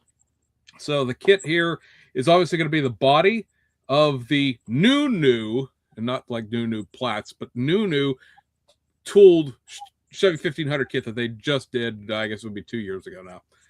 But it has an entirely new suspension, and obviously there's an engine in this one. And somebody pointed out the front air dam's been retooled. Well, no, it's new tool. It's not the original kit. It's new tool. But yes, that's been fixed. And it also has a new set of wheels and tires. New tires from somebody. Holy crap! It's not gonna have those. It's not gonna have those Goodyear Gatorbacks that came on every single flipping kit that AMT made in the 1990s. But that is cool. I think a lot of people were quasi disappointed that the original 1500 kit that they did wasn't a 454 SS, being that it was a short bed, C1500. But fear not, there's an actual model kit of it. I've seen a few people be like, well, see, I told you they put an engine in it. Yeah, I guess they did eventually, but like it's a whole new engine and a whole new chassis. It's not just like this was laying around in the back someplace and they forgot to put it in, or they screwed you intentionally by not releasing it that way in the first place. This one, a bunch of us have known about, especially those of us who know some of the folks at Round 2, like Steve, or and as I've talked to Steve about this, you paid any attention to the Duster that came out recently. That had a whole bunch of the tooling holes that you needed to see flashed over. So if you don't pay attention to your model kits, you had no idea this was coming. But otherwise, if you know the lineage of the Dusters, then you knew the reason why the Demon was tooled up with the old school chassis and not rammed into the 71 Duster kit from 1990s Mueller era AMT kits was because this Pro Stock version was coming. And so, yes, you get a Sox and Martin. I saw somebody go, can't they put a California Flash set in there? No, there's licensing involved here, people. Those folks aren't dead, and if they are, their families want money. You can't just make multiple versions in one kit. And no, they're not screwing you there either. People need their payouts. Yeah. Hey, before you move on from that one, sorry, they haven't shown it yet, but I actually did the box art for this new Sox and Martin kit, and I've seen the CAD work. There's other hoods in that CAD work, so you will likely see more versions of this drag car beyond the Sox and Martin. Then this is what I think was sort of the surprise of this show, because again, the 44 SS is nice. Most people knew this Pro Stock was coming in some form or fashion, whether it was in reality or just in their dreams. But this, I don't think anybody really knew was a thing. And so this is a 76 Ford F-150 4x4 short bed pickup. If you can't watch your screen while you're driving, when you watch this back later. So this has a new bed, obviously, new wheels, new grill, obviously, to make it a 76-77. And there's an entirely new chassis underneath this thing because, yes, ladies and gentlemen, you are not getting a camper special that's been chopped up or modified. There's an entirely new frame underneath this. A lot of the drivetrain pieces obviously carry over from either the camper special or versions of the original Ford annual trucks, because somebody who's looking at one of the pictures I'll show you here in a second was saying, oh, that drive shaft is out of the two-wheel drive because that had a two-piece drive shaft. So they're recycling a bunch of the parts out of the old tooling, but yay. I mean, it's not the camper special for once. This is actually probably one of the things I was most excited about too, because I do love 4x4 pickups. But not only that, but also if you notice the grill, like back in the day when AMT, when this kit originally came out, they did a 76 and I think a 75 grill, and then those were updated to like the 78, 79 version they have today. But if you look at this new grill they've tooled up, it's all open. The lettering, the spacing around the lettering and the Ford emblem is open. The spacing around the grill, and it has separate clear headlights. The original version was all just like one, molded over part. It never had those openings. So this is a way more accurate grill. So I was actually was pleasantly surprised to see this whole kit. Probably inspired by the success of the whole line that Mobius has made. I Probably, would yeah. think. I mean, those things are just flying off the shelves, I imagine, and everybody I know's got a stack of them. I mean, So these 70s, like 80s pickups are the hot. And like, if you look at Barrett Jackson and some of the muscle car values are kind of in decline, but these trucks are like skyrocketing. They're bringing 100, 200 grand. Wow. And so there's a ton of interest now in these, the 70s, 80s pickups. That's right. And pardon me for one of my usual rants here. Yes, this is the old camper special cab. So yeah, the windshield has its little doodad there with it being a touch too low that you would have to fix yourself. There's a huge like, well, round 2 doesn't care. Okay. So if you want to fix that, it needs to be completely retooled because there's no way to raise that in the tooling as it would exist. So you're talking about a whole new cab and new glass for the new cab because the glass obviously wouldn't fit the new cab if you raise the windshield proportions. Well, at that point, you might as well just tool an interior up while we're at it since we're conjuring 80% of the tool. What of that stuff that I just showed you don't you want? Because that's the trade-off. If you're going to spend the money to tool a new cab for a late 70s F-Series, then you're not going to get the 454 SS. You're not going to get the something they're gonna get the twin wheels a new tool, but you might not get the 55. You might not get something else. Like there's only so much money in the pot, and so yeah, you could retool that. And what are you giving up in exchange? Because that money has to come from somewhere. It's not. Right. I think round 2, despite their impressive show display, is not a multi-billion-dollar company. They only have so much money. The Twisted Metal, the crazy modified, I think this is what, a video game and a movie ice cream truck. I'll be interested to see people unsweet tooth this and try to turn it back into something resembling stock because I keep hearing that rumble. Well, I could make a stock panel van out of that. Okay. All right. I'll believe when I see it. It's an AM General mail truck. Yeah, exactly. So yeah, but you know, see what people do with this. It's fun. It's cool. I appreciate, if nothing else, the licensing, use. Right? It's like, would we have seen this 10 years, 15 years ago? Certainly not under like the Racing Champions banner. We wouldn't have. So that's cool. I like that. Even if I won't get one, it's still just neat. Well, you might not get one, but I think a whole other sector of folks for sure buy models would definitely be buying that will attract a different genre of builder from the traditional car builder. Definitely. And then let me go to this one because I'm just pulling off the forum here, so it's easier than reloading all the pictures. Here's Sean's pride and joy back here in the background. And this is their branding is an 81. I think technically it's a 79 Camaro because it's not an 81 hood here. Like Sean has already mentioned, it's a street machine.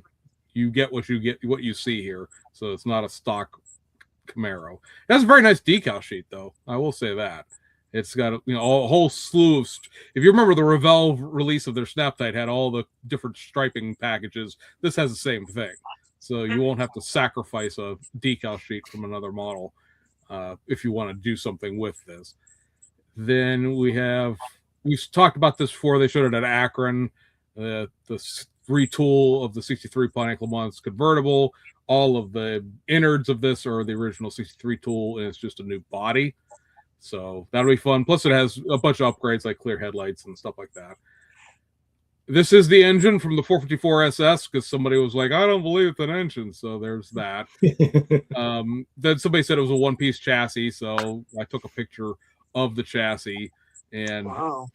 I mean, I think this is a way more complicated, correct exhaust system than the original. Full cats and everything. I was going to say, the 454 SS, I'm pretty sure just had the stock 1500 exhaust underneath, but I don't think it had the right exhaust. And so, yeah, obviously you're multi-piece here. This is not all molded into the chassis. So fear not, it's not a curbside, obviously, if you couldn't figure that out from the engine.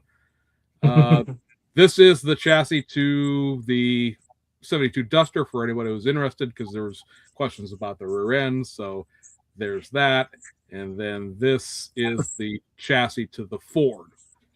So everything you see in gray here is brand new tooling. So I like how did you take your cell phone and because they were clear glass. Yeah, I just put it in selfie mode, took a picture, and then flipped it back around to the right way. Steve offered to hold the stuff up for me, but I was like, I got it. I'm good. But yeah, so you got a new exhaust here, new rear end, new front differential, new frame, new gas tank. And I saw somebody said on one of the forums, because Steve saw that we were chit-chatting the day after I posted these pictures, somebody on this forum that we're looking at here said that, oh, this is just the Bronco kit retooled. And Steve was very adamant about the fact that it was not, in a very amusing sense, because they literally found a replacement gas tank and catted it specifically so it was the right gas tank and stuff. So lots of new to this that again, I don't think a lot of people were necessarily expecting. And that's it. Ta-da! Awesome. So there you go, Rick. So there you go, Rick. The question was posed before we dash out here, because we're running over now. Is there anything in there that really interests you? Well, I love the Hot Wheels licensing. I think that's fantastic. I think it's gonna be good. Hopefully, it'll bring some other builders into the hobby. People that aren't,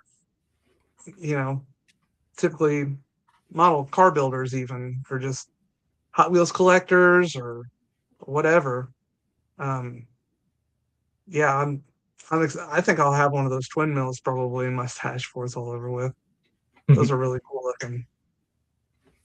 Hopefully a bone shaker coming too. That'd be cool. I don't know. I was talking with Aaron, product manager there. He was asking me what other all new tools, because I collect Hot Wheels. He's like, "Oh, you're a Hot Wheels guy. What other new tools should we build besides the twin mill?" So we were kind of riffing on what other ones. We talked a little bit about the bone shaker. So I don't know, anybody in the audience, if you're interested, let them, reach out to them, let them know what new tooling based on Hot Wheels cars you'd like to see. And I talked to Chad, who we had on, I think, a month ago, and the first production shot of the Bluesmobile was 2 days away from, so they didn't get it there in time for the show. I told him, because South Bend is such a quick drive from Fort Wayne, that when it got delivered, it would have been like Friday, that they should have drove it down. And he's like, well, Steve wouldn't have time to build it. I'm like, well, Steve's here, Sean's here, I'm here, and like 1,000 other modelers are here. Steve, somebody can put this together by morning. We'll figure this out. It's a group effort. We'll team it, tag team it, but alas, it did not. But he did confirm that, at least as far as the planning of it goes, things I guess could change at the last minute. The Bluesmobile and the, don't call it the Marty McFly SR5 Toyota pickup truck, are going to both be full detail kits. We had asked him that question on the podcast. He thought the Bluesmobile didn't know the answer on the Toyota, so that is the answer to that. Both of those will be full detail. And I almost really couldn't. We've talked about this when that toy show stuff was announced. I really don't care about the rest of the stuff. Just give me that stupid Toyota pickup truck. I've wanted one of those since I saw the movie, and I'll take one now. Thank you. So that, folks, is that. Rick, we asked this question of everybody on the way out the door. We didn't prep you for this one, so good get you on the spot here. Oh boy. Here we go. So we have a thing that we stole from another podcast we call the Magnus Open Build. So it's your Lifetime Achievement Award. Is there some project, he's already grown it, there's some project, or maybe it's a series of kits that represent a certain thing that you would want to build before you shuffle off this mortal coil, that if people look back and said, Rick Doering's models were this, what is that project? Oh boy. Well, when I started the Henry J project for the Iceman build off, I often said that, I mean, I have a stack of Henry J builds or boxes over there, kits over there, everything from the first edition all the way up to the newest one. And that's my favorite car. I love that car. I got a tattoo featuring that car. If funds allow it, one of those in one before I go would be great as well. And I thought, I'm gonna build a Henry J exactly like I would if I drove it around. The one that I built is not quite that.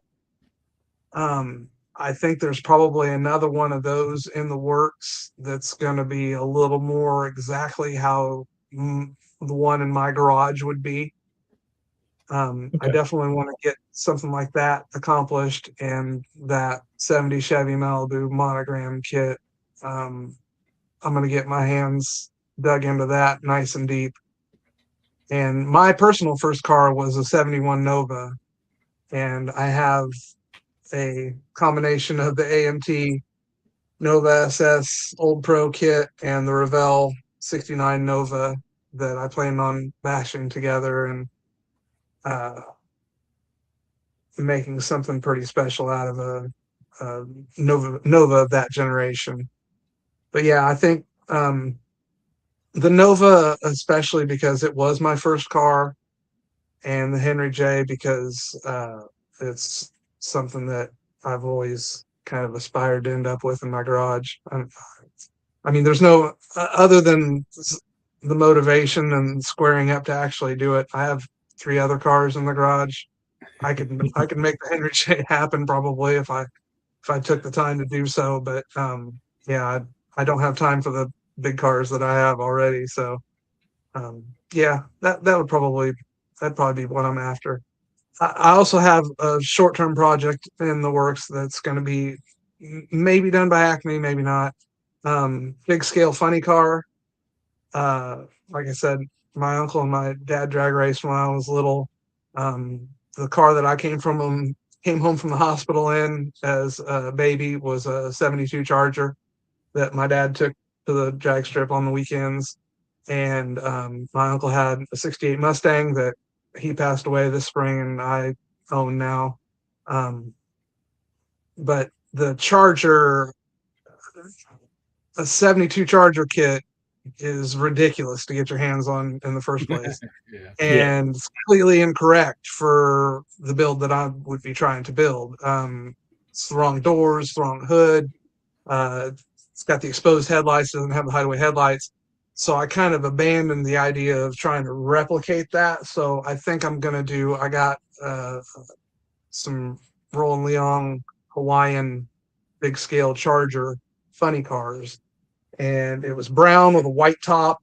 It's going to have that body. I own the metalist thing, came from a paintless dent removal business that I own. I've got the logos for that are going to be on the side panels, be sponsoring this brown funny car with a white top 72 Charger is sort of a tribute to that car. I definitely, that's one that's in the queue that I definitely want to get knocked out too. Very That'll cool. be a little nod to everybody. It's fun. All right, Rick. Well, we certainly appreciate you joining us tonight. It's been a Have fun. good time. Thanks so much for having me, guys. It's great. And for everybody else, I know we weren't on our usual date here because of my work schedule just being craziness the last several Mondays in a row. But we appreciate you guys tuning in and catching up with us later when you do. And from all of us here, appreciate you joining us. We'll see you guys on the other side. Good night, everyone. See you next time.